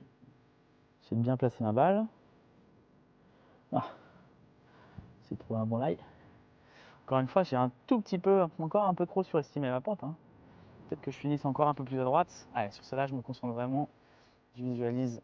Là, je veux faire tomber la balle. Encore une fois, la dernière partie du chip, je m'en préoccupe pas. C'est vraiment ce qui se passe ici, au niveau du point de chute. Les coups d'essai sont en adéquation avec ce que je ressens, ce que j'essaie de produire.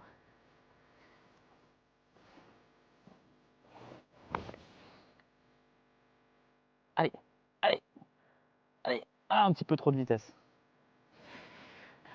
Voilà, pour finir, souvenez-vous, quand on fait une approche, on essaie de déterminer dans un premier temps, on résout l'équation mathématique, on détermine là où la balle doit tomber, et ensuite, on passe à l'exécution, on fait ses coups d'essai en ressentant la vitesse qu'on veut mettre dans le club pour faire tomber sur le point de chute, et ensuite, la pente fera le reste.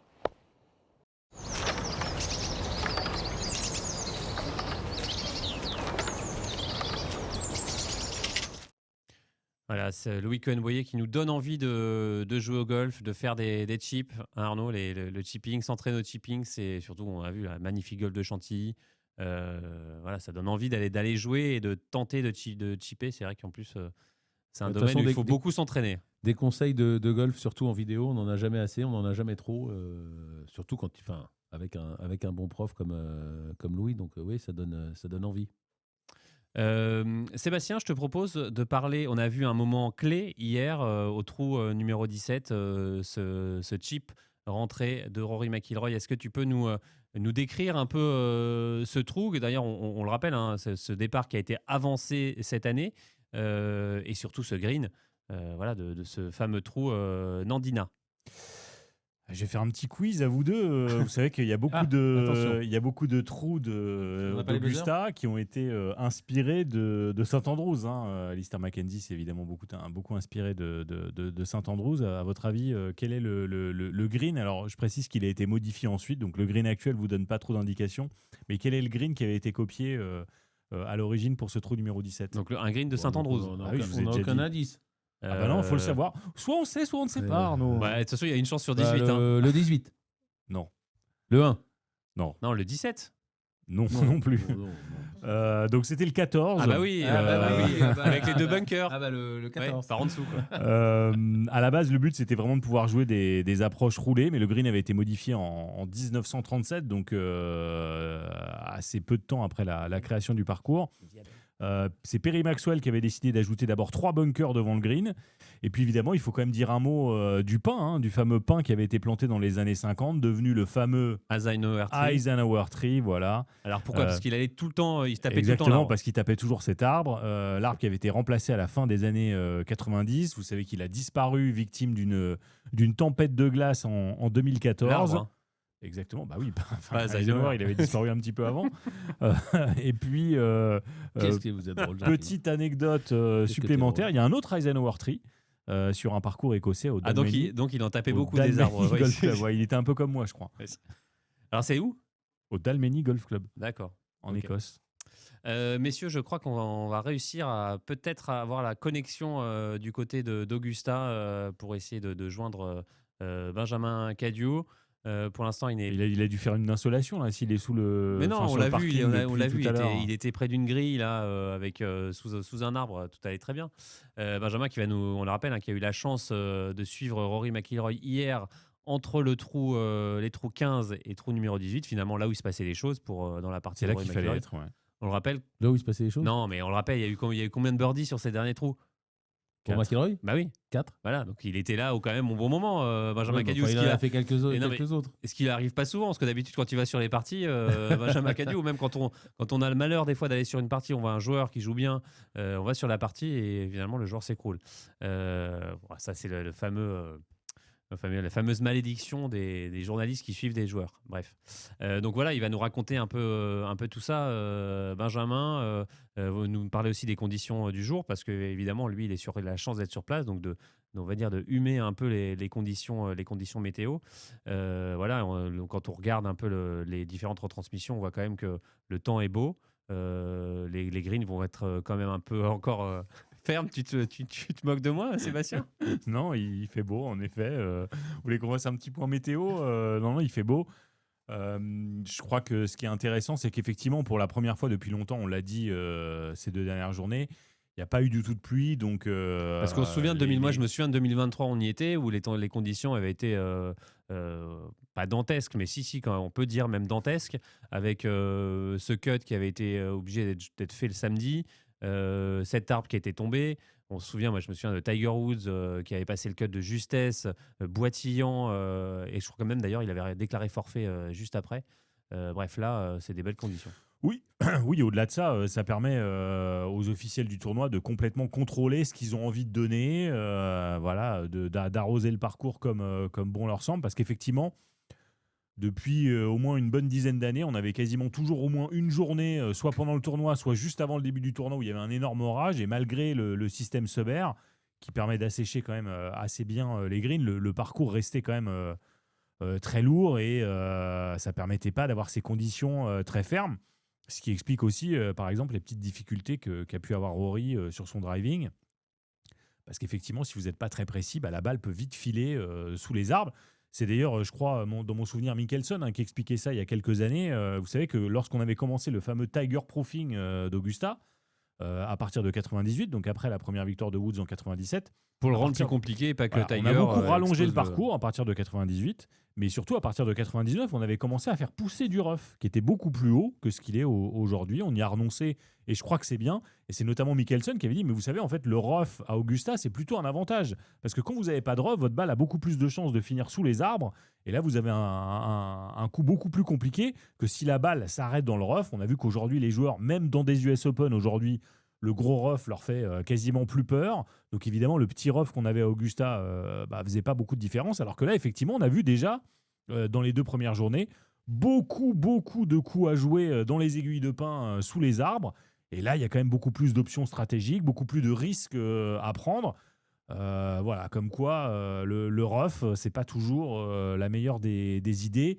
Surtout à Augusta. Oui, et puis même, on voit des trucs parfois un peu débiles sur certains parcours du PGA Tour. On a du gros rough qui empêche les balles d'aller dans l'eau aussi, par exemple, ce qui est un peu bizarre.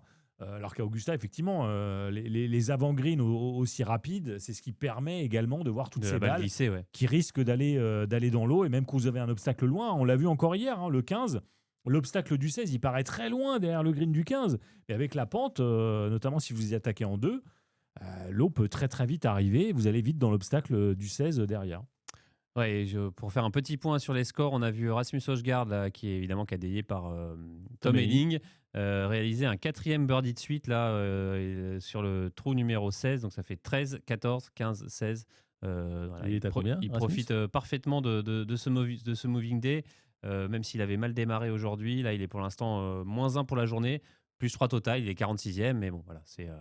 Ouais, parce qu'il faut rentrer dans les 12 premiers pour être invité. Parce qu'encore une fois, Rasmus Højgaard, il va falloir qu'il gagne son invitation pour l'année prochaine. Donc, mais la 12e place est encore loin. Parce qu'il y a 4 birdies de suite, mais apparemment, avant, il y avait eu quelques déboires. Ouais, il y avait eu des doubles bogeys. Ce qu'on aime bien quand Tom Elling va sur place, Ouais. quand même. C'est plutôt Ouais, sympa. il y avait bogey au 1, bogey au 4, double bogey au 7 et bogey au 11. Au 11 qui est, on l'a dit, Sébastien, un des trous les plus difficiles.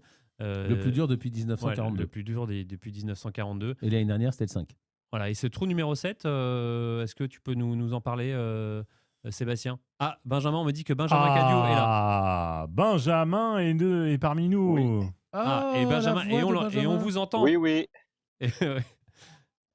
Ah, bah ça me fait plaisir. Et nous donc Parce que j'ai 2-3 trucs à vous raconter. Croustillant ou pas? Pour une fois. Ah. Non, bah c'était sur hier soir, quoi. Ouais, bah Benjamin, Hier raconte-nous soir, McIlroy, raconte-nous un peu. J'ai eu Passage peur. mythique du 15 au 18. Raconte-nous tout ça. Alors, tu as eu la chance de le suivre du trou numéro 15 Allez, au on 18. te laisse tranquille, on te laisse les clés du studio et nous on s'en va et tu racontes ça pendant une demi-heure. Voilà.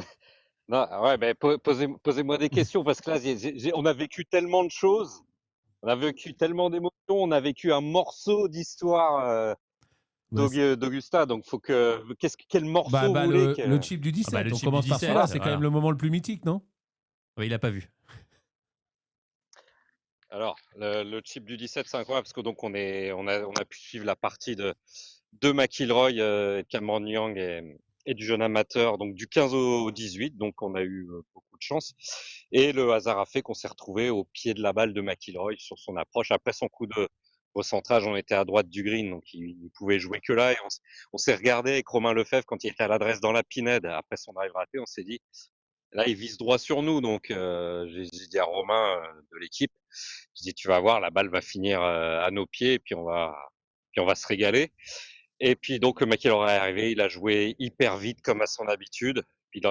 J'ai encore en mémoire le son du contact, qui est décidément pas le même que par exemple qu'Arnaud Thius qui fait un chip. C'est même plus du bas sol, là c'est digne d'un niveau symphonie sonore, c'est digne d'un coup de fer lame de Tiger Woods au British Open sur un sol sec, quoi. Pour donner un ordre d'idée, ce petit tac hyper précis. Et donc voilà, la balle, vous connaissez l'histoire, a mordu pile où il fallait. Et donc voir toute la tribune du 17 de l'autre côté, donc face à nous, se lever en même temps, les bras levés, parce qu'en plus, faut savoir, c'est quand on est à droite du green du 17 à Augusta, et que le drapeau est à gauche, vous ne voyez pas du tout le drapeau, vous voyez les joueurs presque à hauteur de genoux, même au-dessus, tellement la pente est forte. Et donc nous, on savait pas ce qui se passait. Et en fait, notamment cette année à Augusta, les scènes de golf sont hyper longues à suivre parce que les balles prennent le temps de dévaler les pentes. On a des points de chute très loin des drapeaux puisque ça roule beaucoup et qu'il y a beaucoup de pentes. Et donc, c'est des scènes qui durent. Vous voyez ce que je veux dire? Ça rend encore plus le moment poignant avec encore plus de suspense. Et donc voilà, on a su que la balle allait rentrer en voyant en entendant les getting du public. Et puis de voir ce public se lever d'un coup, les bras levés, c'était quasiment digne de Tiger Woods à la grande époque. J'aimerais bien que tu me refasses les getting, parce que c'était pas mal, quoi. Get in. Au moins au Masters, déjà au Masters, Voilà. on n'entend pas de mashed potato, donc voilà, on ne peut que se réjouir que cette tradition ne soit pas devenue une tradition au Masters. Non, mais surtout la question, Benjamin, c'est comment. Effectivement, c'est une sobriété absolue. Voilà. C'est surtout comment vous l'avez senti, vous, en vrai, McIlroy. On le dit depuis le début, il est hyper détendu. Là, ça devait être encore le cas sur ces derniers trous. Oui, il avait le regard d'un joueur qui joue la gagne, en tournoi majeur. Hein. Il n'était pas, on va dire, en promenade comme il était le mercredi pendant sa partie de reconnaissance. Mais bon, il prenait le temps de papoter beaucoup avec le jeune amateur Mason Howell qui jouait avec lui. Et d'ailleurs, on va dire entre guillemets un pauvre amateur. Donc, il a vécu une scène d'histoire incroyable, mais on voyait qu'il savait pas où se mettre. Il est au 16, par exemple. Il a voulu jouer un putt de 70 cm plus tôt pour pouvoir laisser McIlroy tranquille. Résultat, il le rate. Il rate son petit putt encore. Il savait pas trop où se mettre et McIlroy a été hyper classe avec lui. Il a discuté avec lui à la sortie du green du 18.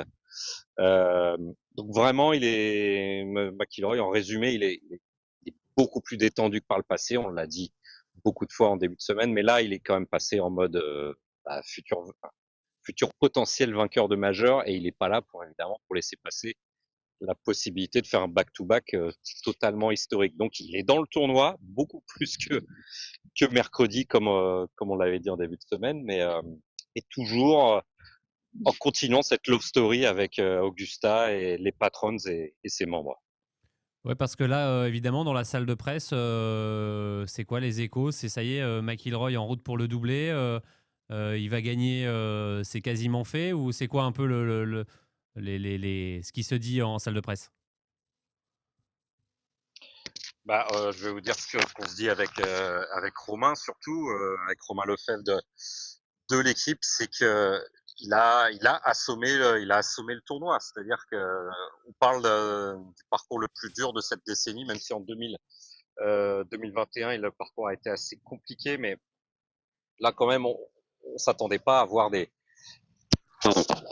Oula. Benjamin. Ça c'est Benjamin. Ça y est. Je pense qu'il le garde Ça y est, la sécurité l'a plaqué. Ouais. On a perdu Benjamin. En tout cas, mais parce que je pense qu'il a annoncé que Rory allait gagner. C'était trop tôt. C'est dommage parce que Sébastien, tenez-vous quand même. C'est dommage parce que Ouais, c'était cette émission, intéressant. comme tu dirais, n'est pas tenue. Ah, cette cascade improbable. On le rappelle, c'est le téléphone qui est tombé, hein, pas Benjamin, et qu'il n'y a pas de caméraman qui a fait un malaise ou quoi que ce soit. Aucun téléphone ou aucun humain n'a été blessé durant cette scène. Benjamin qui Plus s'est... exactement, c'est le téléphone de Romain Lefebvre qui vient donc Ah oui, de se c'est vrai. briser. en Ah mais non, mais tombant. c'est peut-être Romain Lefebvre qui a voulu récupérer son téléphone, tout simplement. Il a un coup de fil urgent à passer. D'accord, donc il y a un problème. Ah, d'accord. Oui. Benjamin, on t'entend Mais pas. non, là. mais oui, mais là, ah, mais peut-être que ses écouteurs se sont déconnectés du téléphone, donc du coup, on l'entend pas. Mais en tout cas, ouais, c'était passionnant. C'était passionnant. Faut lui dire. On peut pas raccrocher pour lui dire, Hugo. Je crois que ce duplex devient mythique. Mais en tout cas, depuis le parking, ça marche bien, hein. On voit que. Écoutez, c'est. Ouais, parce que les get-in, je pense que c'est ça qui a dû faire la différence. C'est les get-in Ah, qui je ont pense fait que tomber même le la téléphone. voiture n'a pas apprécié. La voiture qui tenait le téléphone. Non, mais c'est pour dire que voilà, il nous le dit Benjamin et on le voit que même la presse. Enfin voilà, on va voir ce qui se passe aujourd'hui. Évidemment, on le dit depuis le début de cette émission, mais c'est vrai que on le sent pas en mission comme l'année dernière. On sent que voilà, ce qu'il a fait l'année dernière, ça l'a libéré d'un poids et on sent qu'il est dans son jardin. Moi, enfin. J'ai pas eu la chance Love story, il a dit. non, mais j'ai pas eu la chance de vivre les grandes années de Tiger Woods au Masters à Augusta. Mais je vais pas dire que ça s'en apparente, mais ou alors que comme un Mickelson qui se sent chez lui, quoi. Oui, c'est plus proche plus, de ouais. Mickelson, je pense, que de Tiger Woods, parce que Tiger Woods, c'est quand même, il était quand même très fermé, il parlait à personne. On l'a retrouvé, Benjamin. Super, et j'espère qu'il n'est pas blessé et que le téléphone va On en bien était aussi. où, les gars On en était à Rory. On en était à Rory le doublé et tu avais échangé avec Romain Lefebvre. Et après, sur la salle de presse et l'ambiance. Ouais, voilà, et les- donc ce qu'on s'est dit entre nous, c'est qu'il a complètement assommé le tournoi, donc avec cette triple accélération, donc 3 birdies pour démarrer, les birdies le birdie sur la main corner, et puis donc ces fameux 4 birdies pour finir. On a affaire à un Rory A+. Et quand les joueurs nous en parlent depuis 15 ans, quand Rory McIlroy est en mode A+, il est imbattable. Alors maintenant, évidemment, on va prendre une sécurité parce que d'une, on est sur un tournoi majeur, donc sur les parcours sélectifs. On est sur Augusta, qui peut provoquer des catastrophes. On l'a vu récemment avec Jordan Spieth, Francesco Molinari, et qui se sont noyés sur la main corner, mais aussi Rory McIlroy en 2011, et sans parler de Greg Norman qui avait sa main sur le tournoi et qui était d'une solidité absolue en 1996, 7 coups d'avance, et qui a laissé le tournoi à Nick Faldo. Donc on va quand même garder une sécurité, bien sûr, surtout que 36 trous, c'est très long et qu'il y a du beau linge derrière. Mais qu'est-ce qui pourrait lui arriver là? En tout cas, tout est dans ses mains. C'est à Rory McIlroy de décider de son avenir pour ce back-to-back possible. Mais encore une fois, il n'a pas très bien drivé. Ah, on a reperdu Benjamin, mais moi je crois que la grande différence c'est qu'il a déjà gagné. Rory McIlroy. c'est on le dit, sûr, on le ça dit. change tout Alors par rapport à Norman. Après, Jordan Spieth avait déjà gagné aussi en 2015, donc voilà, tout est possible et il a pas. Oui, mais Jordan Oui, Spieth, mais c'est là, pas pareil. Jordan Il le Spieth, cherchait pas depuis longtemps. Il était encore jeune, Jordan il Spieth. avait 21 ans, Jordan Spieth. Hein, et là, Rory McIlroy, il a le grand chelem en carrière. Ça fait 10 ans qu'il attendait. C'était pas pareil. Spieth, lui, il était parti pour marquer l'histoire, mais à 21 ans, 2 Masters de suite, il avait fait deuxième. Voilà, le poids était trop lourd. Tout Jordan Spieth qu'il est était trop lourd pour ses épaules. Je ne vais pas dire qu'il n'y a aucun poids sur les épaules de Rory McIlroy là, mais Benjamin l'a très bien dit, on l'avait dit nous avant. Hein, en tout cas, c'est Rory McIlroy qui détient les clés de ce tournoi maintenant. Est-ce qu'il les rendra aux autres ou pas? C'est lui qui va le décider, notamment aujourd'hui. On a retrouvé Benjamin ou non, on n'a pas retrouvé Benjamin? Voilà, Rory McIlroy, maître de son destin. Même Scotty Scheffler est trop loin pour pouvoir. Peut-être c'était le seul qui pouvait vraiment l'inquiéter. Et... Non, c'est pas le seul qui peut l'inquiéter, mais c'est le seul qui, à son sommet, peut rivaliser avec McIlroy à son sommet, comme vient de le dire Benjamin Cadieux, le fameux jeu A+. Voilà, il n'y a que Scotty Scheffler. Ils sont numéro 1 et numéro 2 mondiaux. Le numéro 3, ça bouge pas mal. Mais les deux sont au sommet de leur art, sont beaucoup plus forts que les autres.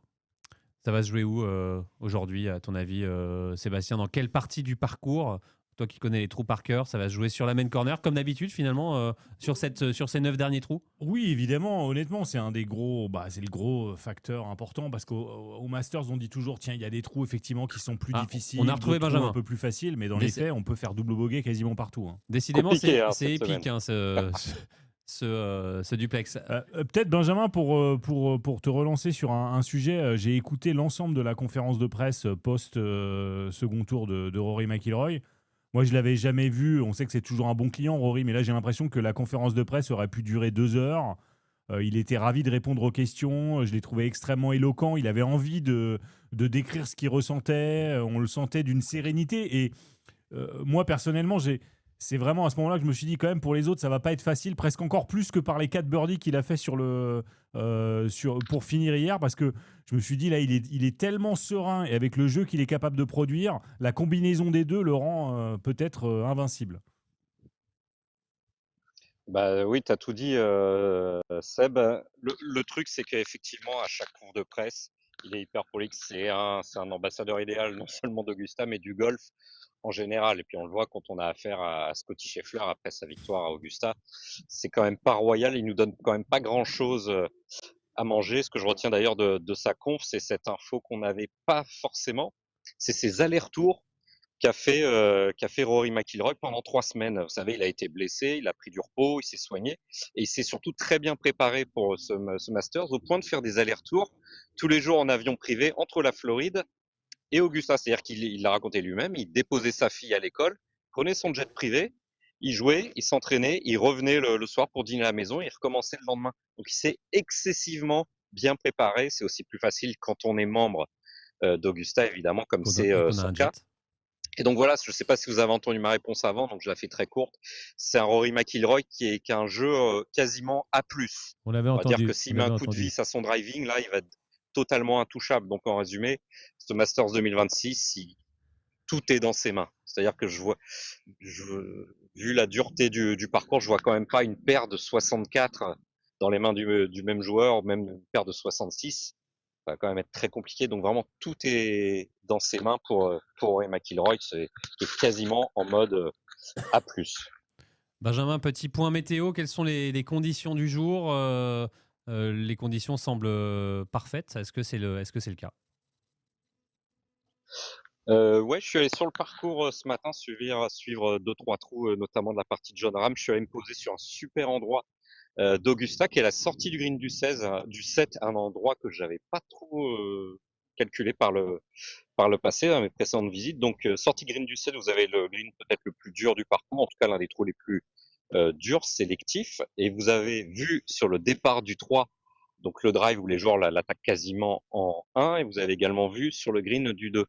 Tout ça à l'ombre d'un sapin, ce qui est pas du luxe, puisqu'il fait 30 degrés aujourd'hui, il fait de plus en plus sec. Le sol renvoie de plus en plus de chaleur et surtout il n'y a pas un pet de vent. Voilà pour le point météo. Donc au niveau du vent, c'est propice au scoring, mais bon, on sait que le parcours continue de sécher. Et vous avez pas parlé des positions de drapeau, on est vraiment sur du samedi pur. Ça va être très sélectif. C'est des positions de drapeau qui pour moi sont plus dures que les 2 premiers tours, donc du classique Augusta. Là, j'ai plus ma fiche de drapeau sous les yeux, mais regardez ce qu'ils ont fait notamment des 7 premiers trous. Ça va être sélectif et brûlant ce samedi. Oui, Ouais, on peut dire qu'il y a des... je vous rejoins, Benjamin. Il y a des positions quasiment sadiques, hein, effectivement, notamment sur les trous de l'allée, à tel point que quand on regarde la fiche de drapeau, on voit même pas s'ils sont sur le green ou en dehors du green. Hein. Ouais, c'est vrai. Je crois que c'est vraiment, j'insiste juste pour regarder ce qui se passe sur les 7 premiers drapeaux. Il peut se passer des catastrophes. Mais en même temps, on peut s'interroger sur ce que veut faire Augusta National. Évidemment, on ne le saura jamais une fois encore. Tu m'avais demandé, Seb, s'ils arrosaient le parcours. Ils ont arrosé dès 17h hier, dès la fin d'après-midi, le parcours, donc sur plein d'endroits, qui reste quand même vert.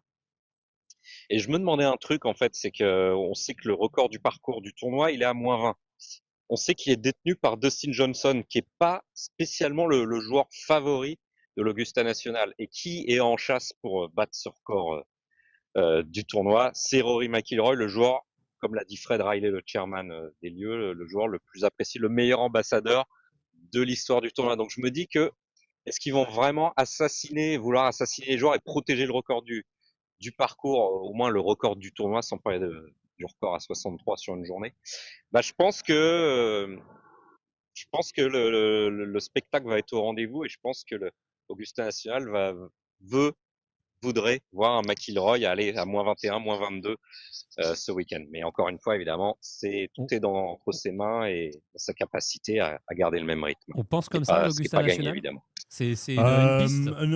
Alors oui, c'est un bon point ce que soulève Benjamin. Après, pour moi, l'édition 2020, elle est complètement à part parce qu'encore une fois, c'était un autre C'est pas parcours.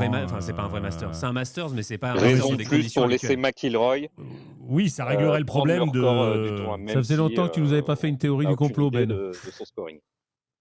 Petite théorie du complot à la Pas Ben. du tout, Non, c'est pas de théorie du une théorie complot. hyper vertueuse. Ouais. Je pense que ça serait génial de voir un Rory McIlroy détenir le record du tournoi avant, pourquoi pas, de s'attaquer L'Augusta au National record de Golf Woods Club. et Nicklaus du nombre de vestes vertes. Il est tellement apprécié ici de tout le monde que ça aurait du sens. Mais bon, encore une fois, on n'a pas de boule de cristal et on n'a aucune idée de ce qu'il va faire ce week-end. Hein. Évidemment, en 2011, le samedi soir, on pensait qu'il avait le tournoi plié aussi. Non. Benjamin, ils sont pas là pour faire gagner Rory McIlroy, ils sont encore moins là pour faire gagner Rory McIlroy avec le record du tournoi. Ils sont là pour faire une belle édition, pour préparer le parcours qu'ils veulent, mais ils pensent pas au record. Ils pensent éventuellement au score du vainqueur, mais ils pensent pas au record pour le favoriser, parce que ça, on sait jamais en golf. De toute façon, on on peut sait jamais Et encore favoriser moins un à joueur, favoriser mais- Benjamin. Rory, De pardon. toute façon, on ne sait pas ce que fait Augusta. Ah non, ça on ne sait pas et on ne ne saura sait pas jamais. ce que veut faire Augusta. Peut-être Seb qui est très bien informé avec Pascal. Ils ont en tête, mais c'est quelque chose qui m'est venu en tête et Romain Lefebvre était assez d'accord là-dessus. Mais effectivement, on peut aussi envisager des drapeaux dans les coins et pas d'arrosage ce soir et revenir avec un vainqueur autour de moins 10. Parce qu'évidemment, tu l'as très bien dit Arnaud, l'important c'est le tournoi. Le tournoi sera toujours au-dessus des joueurs, même de Rory McIlroy. Ouais, après, je crois que de toute façon, il va quand même être obligé d'un peu arroser parce que quand on regarde la couleur des greens, là, on est en train de regarder les images. Il y a plusieurs stades dans la rapidité des greens. Il y a le stade blanc, ça arrive assez vite dans la semaine au Masters. Là, il commence à être violet. Là, c'est le stade un peu ultime et plus loin, c'est Shinnecock 2004 et ça, personne n'en a envie. Hein. Allez Benjamin, ça va être quoi le programme de la journée? Évidemment, on imagine la partie de Rory avec Sam Burns. Ouais, forcément, surtout avec ce qu'on a vécu hier soir, qui est encore une fois un morceau d'histoire. Et on pourrait se dire, à un moment, il va se calmer, mais c'est vrai que le message que j'avais voulu vous passer mercredi, c'était bon, on a vécu quelque chose de grandiose l'année dernière, ça sera pas aussi bien cette année où il y avait vraiment très peu de chance. Et visiblement, voilà, encore une fois, avec des champions de la trompe de McIlroy, il faut quand même faire attention et garder toujours une petite précaution, puisque il continue de nous épater, et c'est ce qu'on a vécu. Ce qu'on a vécu hier soir, je reviens là-dessus. Il met un superbe coup de wedge au 15. Il avait quand même les pieds en descente. C'est quand même un troisième coup hyper délicat et qui est sous-estimé, si je dois citer John Ram. Donc ces fameux troisième coups au 13 et au 15 d'Augusta, il la dépose quand même à 2 mètres. Il fait un peu de parfait derrière, il se met quasiment donné au 16. Il rentre le chip au 17. Vous voyez, dans ce mode-là, McIlroy, il est quasiment inarrêtable. Donc on se dit, voilà, on se dit pourquoi pas revivre encore mieux ou tout aussi bien ce samedi. Donc on va essayer d'aller voir ça, même s'il y aura beaucoup de monde autour de sa partie. Et peut-être que c'est le moment d'aller suivre des parties un petit peu plus entre guillemets délaissées. Par exemple, la partie de Scotty Scheffler, qui d'ailleurs bossait beaucoup au practice avec Rick Smith tout à l'heure, son coach, et il n'était pas très content de ses trajectoires de balle et de son swing. Merci beaucoup Benjamin. Randy Smith, hein, c'est le coach de... Ouais, mais on confond toujours les deux, je fais pareil. Randy Smith par Rick Smith.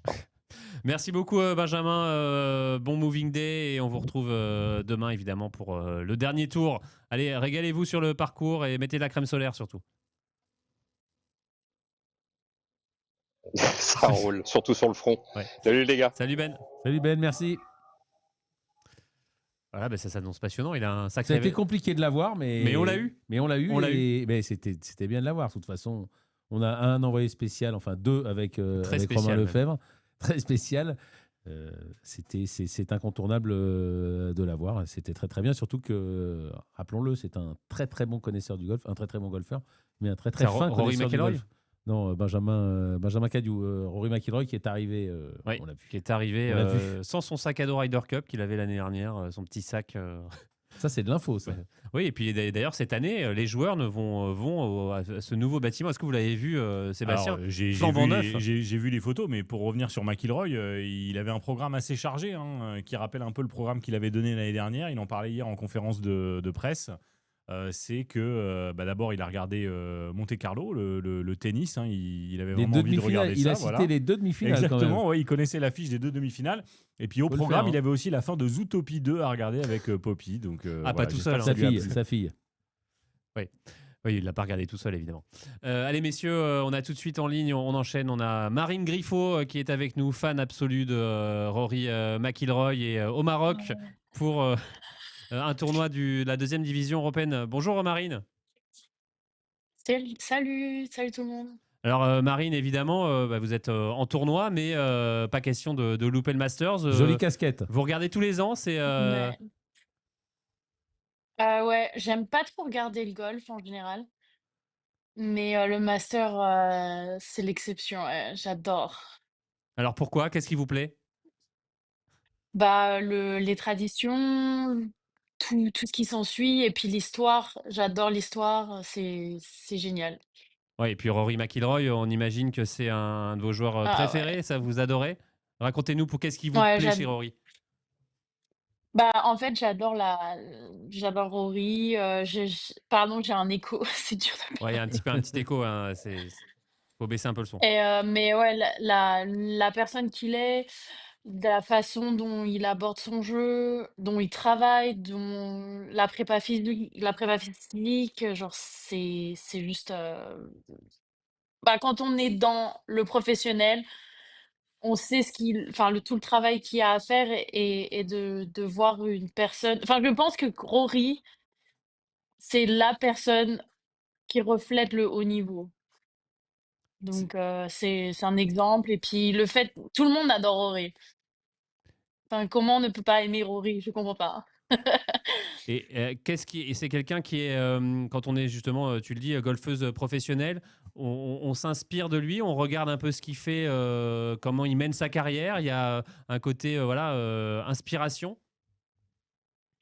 Ouais, après, je sais pas si j'ai juste un regard juste différent sur le joueur. Par exemple, quand, je regarde le master, notamment l'année dernière quand il était en dernière partie, c'était les routines, la façon dont il gérait le stress.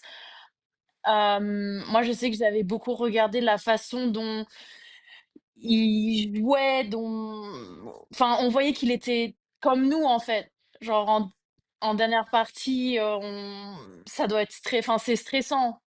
Enfin, c'est stressant pour nous, du coup, de voir que Rory aussi avait parce qu'il a eu un début de partie un peu, up and down et même à la fin de sa partie, le fait qu'il parte en play-off, moi,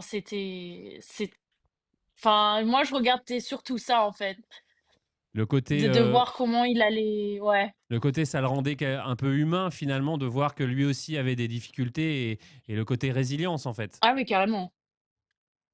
Ah mais de voir que, moi, par exemple, là, je reprends la compète et je me dis que, bah, on est tous pareils. Donc j'ai du stress, si tout le monde a du stress et de le voir sur Rory en plus, bah, on n'est pas plus différents que les autres, en fait. Justement, vous êtes au Maroc pour la reprise de la saison du Let Access Series pour le Madef FES Open, si je me trompe pas. Ouais, Évidemment, c'est pendant le Masters, il y a forcément une émulation autour du Masters. Vous en parlez entre vous, entre les joueuses, on ouais. regarde. Ouais, là, du coup, je vais retrouver un peu toutes mes copines du tour. J'avais parlé avec, Lucie André là ce matin, Clara Pietrine Suisse. Et puis, il y avait aussi Tiffany Arafi, donc on est tout en mode, waouh, genre, tu vas regarder le master, tu as vu ce que, Rory l'a fait, enfin je suis désolée, mais l'écho, c'est super dur à parler. On sait ce que Ouais, c'est, on on sait ce sait ce que que c'est. c'est, Alors, Marine. peut-être dernière question justement sur ce tournoi, cette saison qui commence. Comment vous vous sentez? Comment ça va se passer pour vous? Comment est le parcours? C'est une nouvelle édition du Madef Open, mais cette fois c'est à Fès. Racontez-nous comment va se passer ce début de saison. Bah, j'ai beaucoup bossé cet hiver, donc j'attends, de mon jeu qu'il évolue dans une bonne direction. Après, on sait tous que c'est le golf, hein, comme j'ai dit, je jouais bien là les 2 derniers jours. Aujourd'hui, le programme, c'était un peu plus dur parce qu'il y a de la pression et puis des attentes, donc on va voir et puis, on va s'amuser et Madef, le golf est vraiment super. Les conditions, de jeu ont été dures aujourd'hui, mais sinon le green roule très bien. Les zones d'entraînement sont assez bonnes, donc c'est vraiment bien. Les Marocains nous accueillent très bien, donc c'est très cool d'être ici et j'espère qu'il va faire un peu meilleur parce qu'il fait froid. Eh ben, merci beaucoup Marine, et puis on vous retrouvera très très vite parce qu'on sera aussi du côté de Montauban pour le Montauban Ladies Open, donc vous y retrouvera avec Mais oui. plaisir. Merci beaucoup Marine et bon Bah, Masters. merci Et bon beaucoup. tournoi À vous surtout. Et bon aussi. tournoi. Merci, ouais. Voilà, évidemment, on est tous fans de Rory, hein, elle l'a dit, Marine Griffo. Non, pas tous. Moi, je Oui, connais des personnes qui ne sont pas fans de Rory McIlroy. Toi, par exemple? À New York, par exemple. Non, non, non, non, non, non. Enfin, en France ou en Belgique. Voilà, justement, vous en parliez hier, Sébastien, quand je disais qu'il était absolument fabuleux. Vous disiez qu'il a quand même tenu des propos. C'est vrai que de temps en temps, il a tenu des propos un peu contradictoires. C'est vrai qu'il y a eu aussi ce fameux play better. Ceux qui râlent, ils ont qu'à mieux jouer.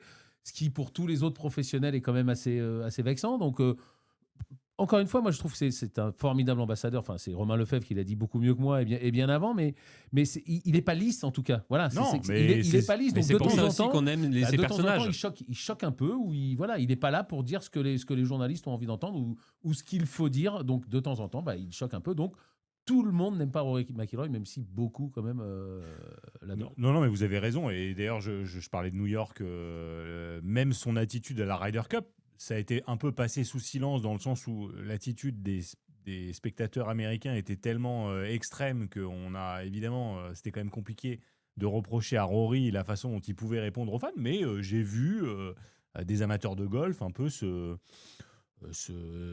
s'étonner de ce type de réaction. On a vu Rory répondre aux insultes par d'autres insultes. On l'a vu utiliser lui-même Oui, des mais insultes. c'est ça en qui est bien conférence aussi de dans des presse. personnages, c'est de ne pas Effectivement, voilà. être Mais tout je vous lisse, de rejoins, pas il est être. pas lisse. Voilà. Et puis à New York, pour pas répondre, il fallait vraiment. Non, non, mais c'est vrai. Et puis honnêtement, effectivement, puis- on a eu mais- pendant des années la version lisse de tout ça qui était Tiger Woods. Et c'est Qui vrai était que fausse. Tiger Woods, Faussement lisse, du coup. on tirait pas grand-chose de lui en conférence de presse. Il donnait pas non plus grand-chose aux spectateurs quand il était sur le parcours, ni aux joueurs qui l'accompagnaient. Voilà, il nous faisait rêver par la qualité de son jeu, mais on n'avait pas beaucoup de prise sur ce qu'il pouvait vivre, sur même ses doutes. Rory, il a toujours un peu tout dit. On a toujours su tout ce qui se passait, parfois même un peu trop, même dans sa vie. Il a eu tout un tas de. Il a été effectivement ambassadeur un peu malgré lui, et ça pour le coup, Du je trouve PGA que Tour, hein. du PGA Tour dans la guerre face aux Live.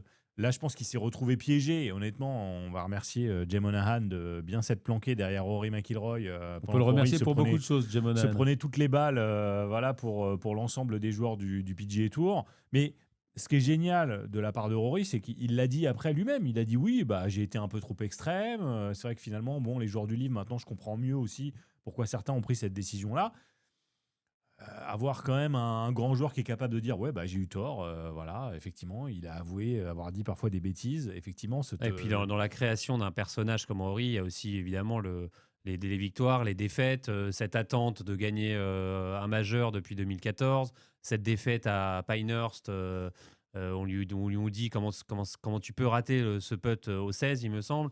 Voilà, et contre Face à Bryson Bryson DeChambeau. DeChambeau. Voilà, face à Bryson Il y a 2 DeChambeau.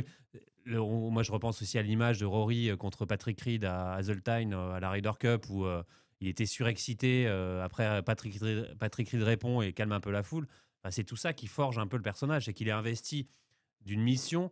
Et moi, je crois que j'ai lu ce commentaire, c'est que Rory, c'est quelqu'un qui pue le golf, en fait. Et c'est ça, en fait, qu'on aime. Il a toutes ces caractéristiques d'un joueur qui vit passionnément son sport, son métier, et qui est un bon ambassadeur. Voilà. Qu'est-ce que c'est Ouais, bien non, dit. non, mais, Bon, on va se quitter là-dessus, non? non, on va pas se quitter là-dessus parce que... Parce que pendant ce temps-là, en tout cas, pour faire un peu radio golf, Scotty Scheffler a rajouté un petit birdie au trou ouais, numéro et on le trou numéro revoit 7. dans le haut du classement, il vient passer 13e. Il n'est plus qu'à 9 coups de Rory. Ouais. Tout est relancé là. hein. Messieurs, je sens que vous avez soif. Non, mais un petit Scotty Ah bah. Scheffler, encore une fois, on l'a dit, S'il un joue 64. 58 demain. Non, c'était 64-64. Sur ce par on aimerait bien. 67, comme dirait Bryson de Chambaud. Non, mais s'il y en a un qui peut le faire, c'est lui. Messieurs, on vous avait présenté hier, on vous a promis la recette de l'Azalea Ah. cocktail. Je sens que Sébastien a grand soif. J'ai soif et bon, les pimento cheese, on les a pas trop vus depuis 2 jours. Donc, Si, en déjà, antenne, on peut vous dire qu'Arnaud, il en mange un on paquet. les attend. En antenne, ça y va. Maintenant, on aimerait C'est bien pas voir vrai, les- en plus, je suis le seul à pas en avoir Et mangé c'est vrai qu'on aujourd'hui. aimerait bien avoir pimento cheese et puis le cocktail pour accompagner le pimento Alors, cheese. déjà, on va vous montrer les ingrédients de ce fameux Azalea cocktail. Revisiter Journal du Golf en version mocktail, on va dire. Mocktail. Ouais, mocktail, cocktail sans alcool, voilà. Azalea cocktail. Mocktail. Avec Marine Griffo, qu'on resalue d'ailleurs. Voilà, alors il vous faut... Voilà la recette. Il vous faut de la limonade, du sirop de grenadine, des glaçons, un peu d'élixir floral. Et voilà, vous mélangez le tout et vous allez voir tout de suite la recette avant de déguster.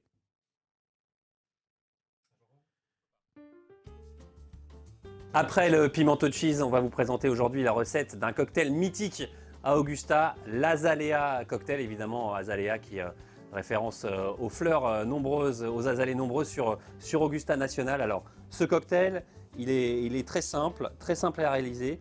Il vous faut de la grenadine, voilà, pour donner cette couleur azalée. Il vous faut un shaker, évidemment, la citronnade. Alors, il vous faut aussi, nous on a décidé de faire une version sans alcool, donc on a pris un élixir de plante, très très bon. Et évidemment, pour la petite touche de finition, une petite tranche d'orange et des cerises confites. Alors, on va essayer de faire la recette maintenant. Voilà, je mets ça sur le côté. Donc, je prends un verre, logo T-Masters évidemment, c'est mieux si vous en avez un. On commence par mettre plutôt dans le fond la grenadine, voilà un petit peu. C'est ça qui va donner cette couleur azalée. Voilà. Après, évidemment, il faut un shaker. Après le pimento cheese, on va vous présenter aujourd'hui la recette d'un cocktail mythique à Augusta, l'Azalea cocktail, évidemment Azalea qui référence aux fleurs nombreuses, aux azalées nombreuses. Bon, on a un petit souci, c'est que la vidéo est en boucle, mais après après le pimento cheese, on va vous présenter l'Azalea cocktail. Alors l'Azalea cocktail, vous avez vu tous les ingrédients, c'est simple. On les a vus 4 fois. Vous mettez tout dans le shaker, vous mélangez, vous versez, c'est bon. Alors pour la finition, par contre, je vais compléter la recette en direct quand même. On met une petite tranche d'orange, qu'on a perdu Seb. petite cerise confite, Ah, parce qu'on refait la recette là. un petit cerise confite. Ah, Parce que mais, qui aurait manqué, Je crois que les gens n'avaient pas compris. En fait. voilà. Et après, on mélange le tout. Donc moi, je vous conseille de touiller comme ça de cette façon, dans le sens des aiguilles d'une montre. Mais si on n'aime pas. Ah, parce qu'il y a un sens en plus pour tourner. Ouais, ou dans Est-ce le que du sens coup, on peut rappeler Benjamin maintenant et après, on peut déguster, voilà, messieurs. Bon Masters, voilà, on goûte. À la Si on vôtre. et si on n'aime pas les cerises confites, on fait comment? Ah ben, alors, Sébastien, c'est le premier. En tout cas, là, c'est pas une gorgée, Sébastien. On se rend compte qu'il avait très soif. Alors, C'est pas mal. Je pense que c'est très sucré, mais, c'est américain. Hein. mais c'est pas C'est mal. très bon, ouais. Ouais, je suis pas fan de grenadine, mais c'est très bon. Moi, j'aime bien. Hein. La grenadine, on sent bien que ça donne ça lui donne du retour, On quoi. va peut-être pas faire une demi-heure là-dessus parce que Non. déjà qu'on a un peu tourné en boucle. Non. Mais je propose de dire de revoir la vidéo.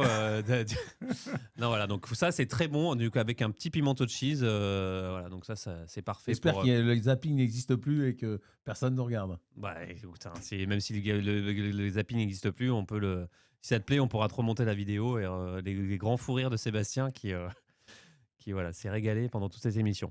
Voilà, Prenez des forces, hein, Ouais, avant de- Jean-Philippe. Il vous faut des forces pour demain matin. Oui, on va essayer de courir un petit peu, mais on va vous faire gagner déjà le sac Callaway. On vous le présente une dernière fois. Voilà, le sac Callaway édition spéciale Augusta avec les covers qui vont avec. Voilà, on vous le fait gagner. Participez en scannant le QR code ou en vous rendant sur le compte Instagram de Journal du Golf. Voilà, il est temps que cette émission se termine, je crois, messieurs. Après tous les Un peu mouvementé, quelques mouvementés, péripéties. mais on s'est régalé. Les on joies a- du direct. Voilà, on s'est régalé, on a rigolé. J'espère que vous avez pris autant de plaisir. Demain, on va se retrouver évidemment à partir de 18h jusqu'à 20h pour notre dernière fan zone. Évidemment, on va débriefer ce troisième tour, puis se plonger dans le dernier tour quand Rory McIlroy aura 12 coups d'avance sur le deuxième. Voilà, mais on va se régaler évidemment. 12 coups d'avance, ça paraît beaucoup. Non, quand même. C'était pour la blague. Non, Bah, mais c'est 10, pas 10 c'est impossible. possible. Voilà. 12, ça paraît beaucoup quand même. Allez, en tout cas, on se retrouve demain. Bonne soirée, bon Masters. Et on se retrouve à partir de 18h pour notre dernière fan zone. À demain.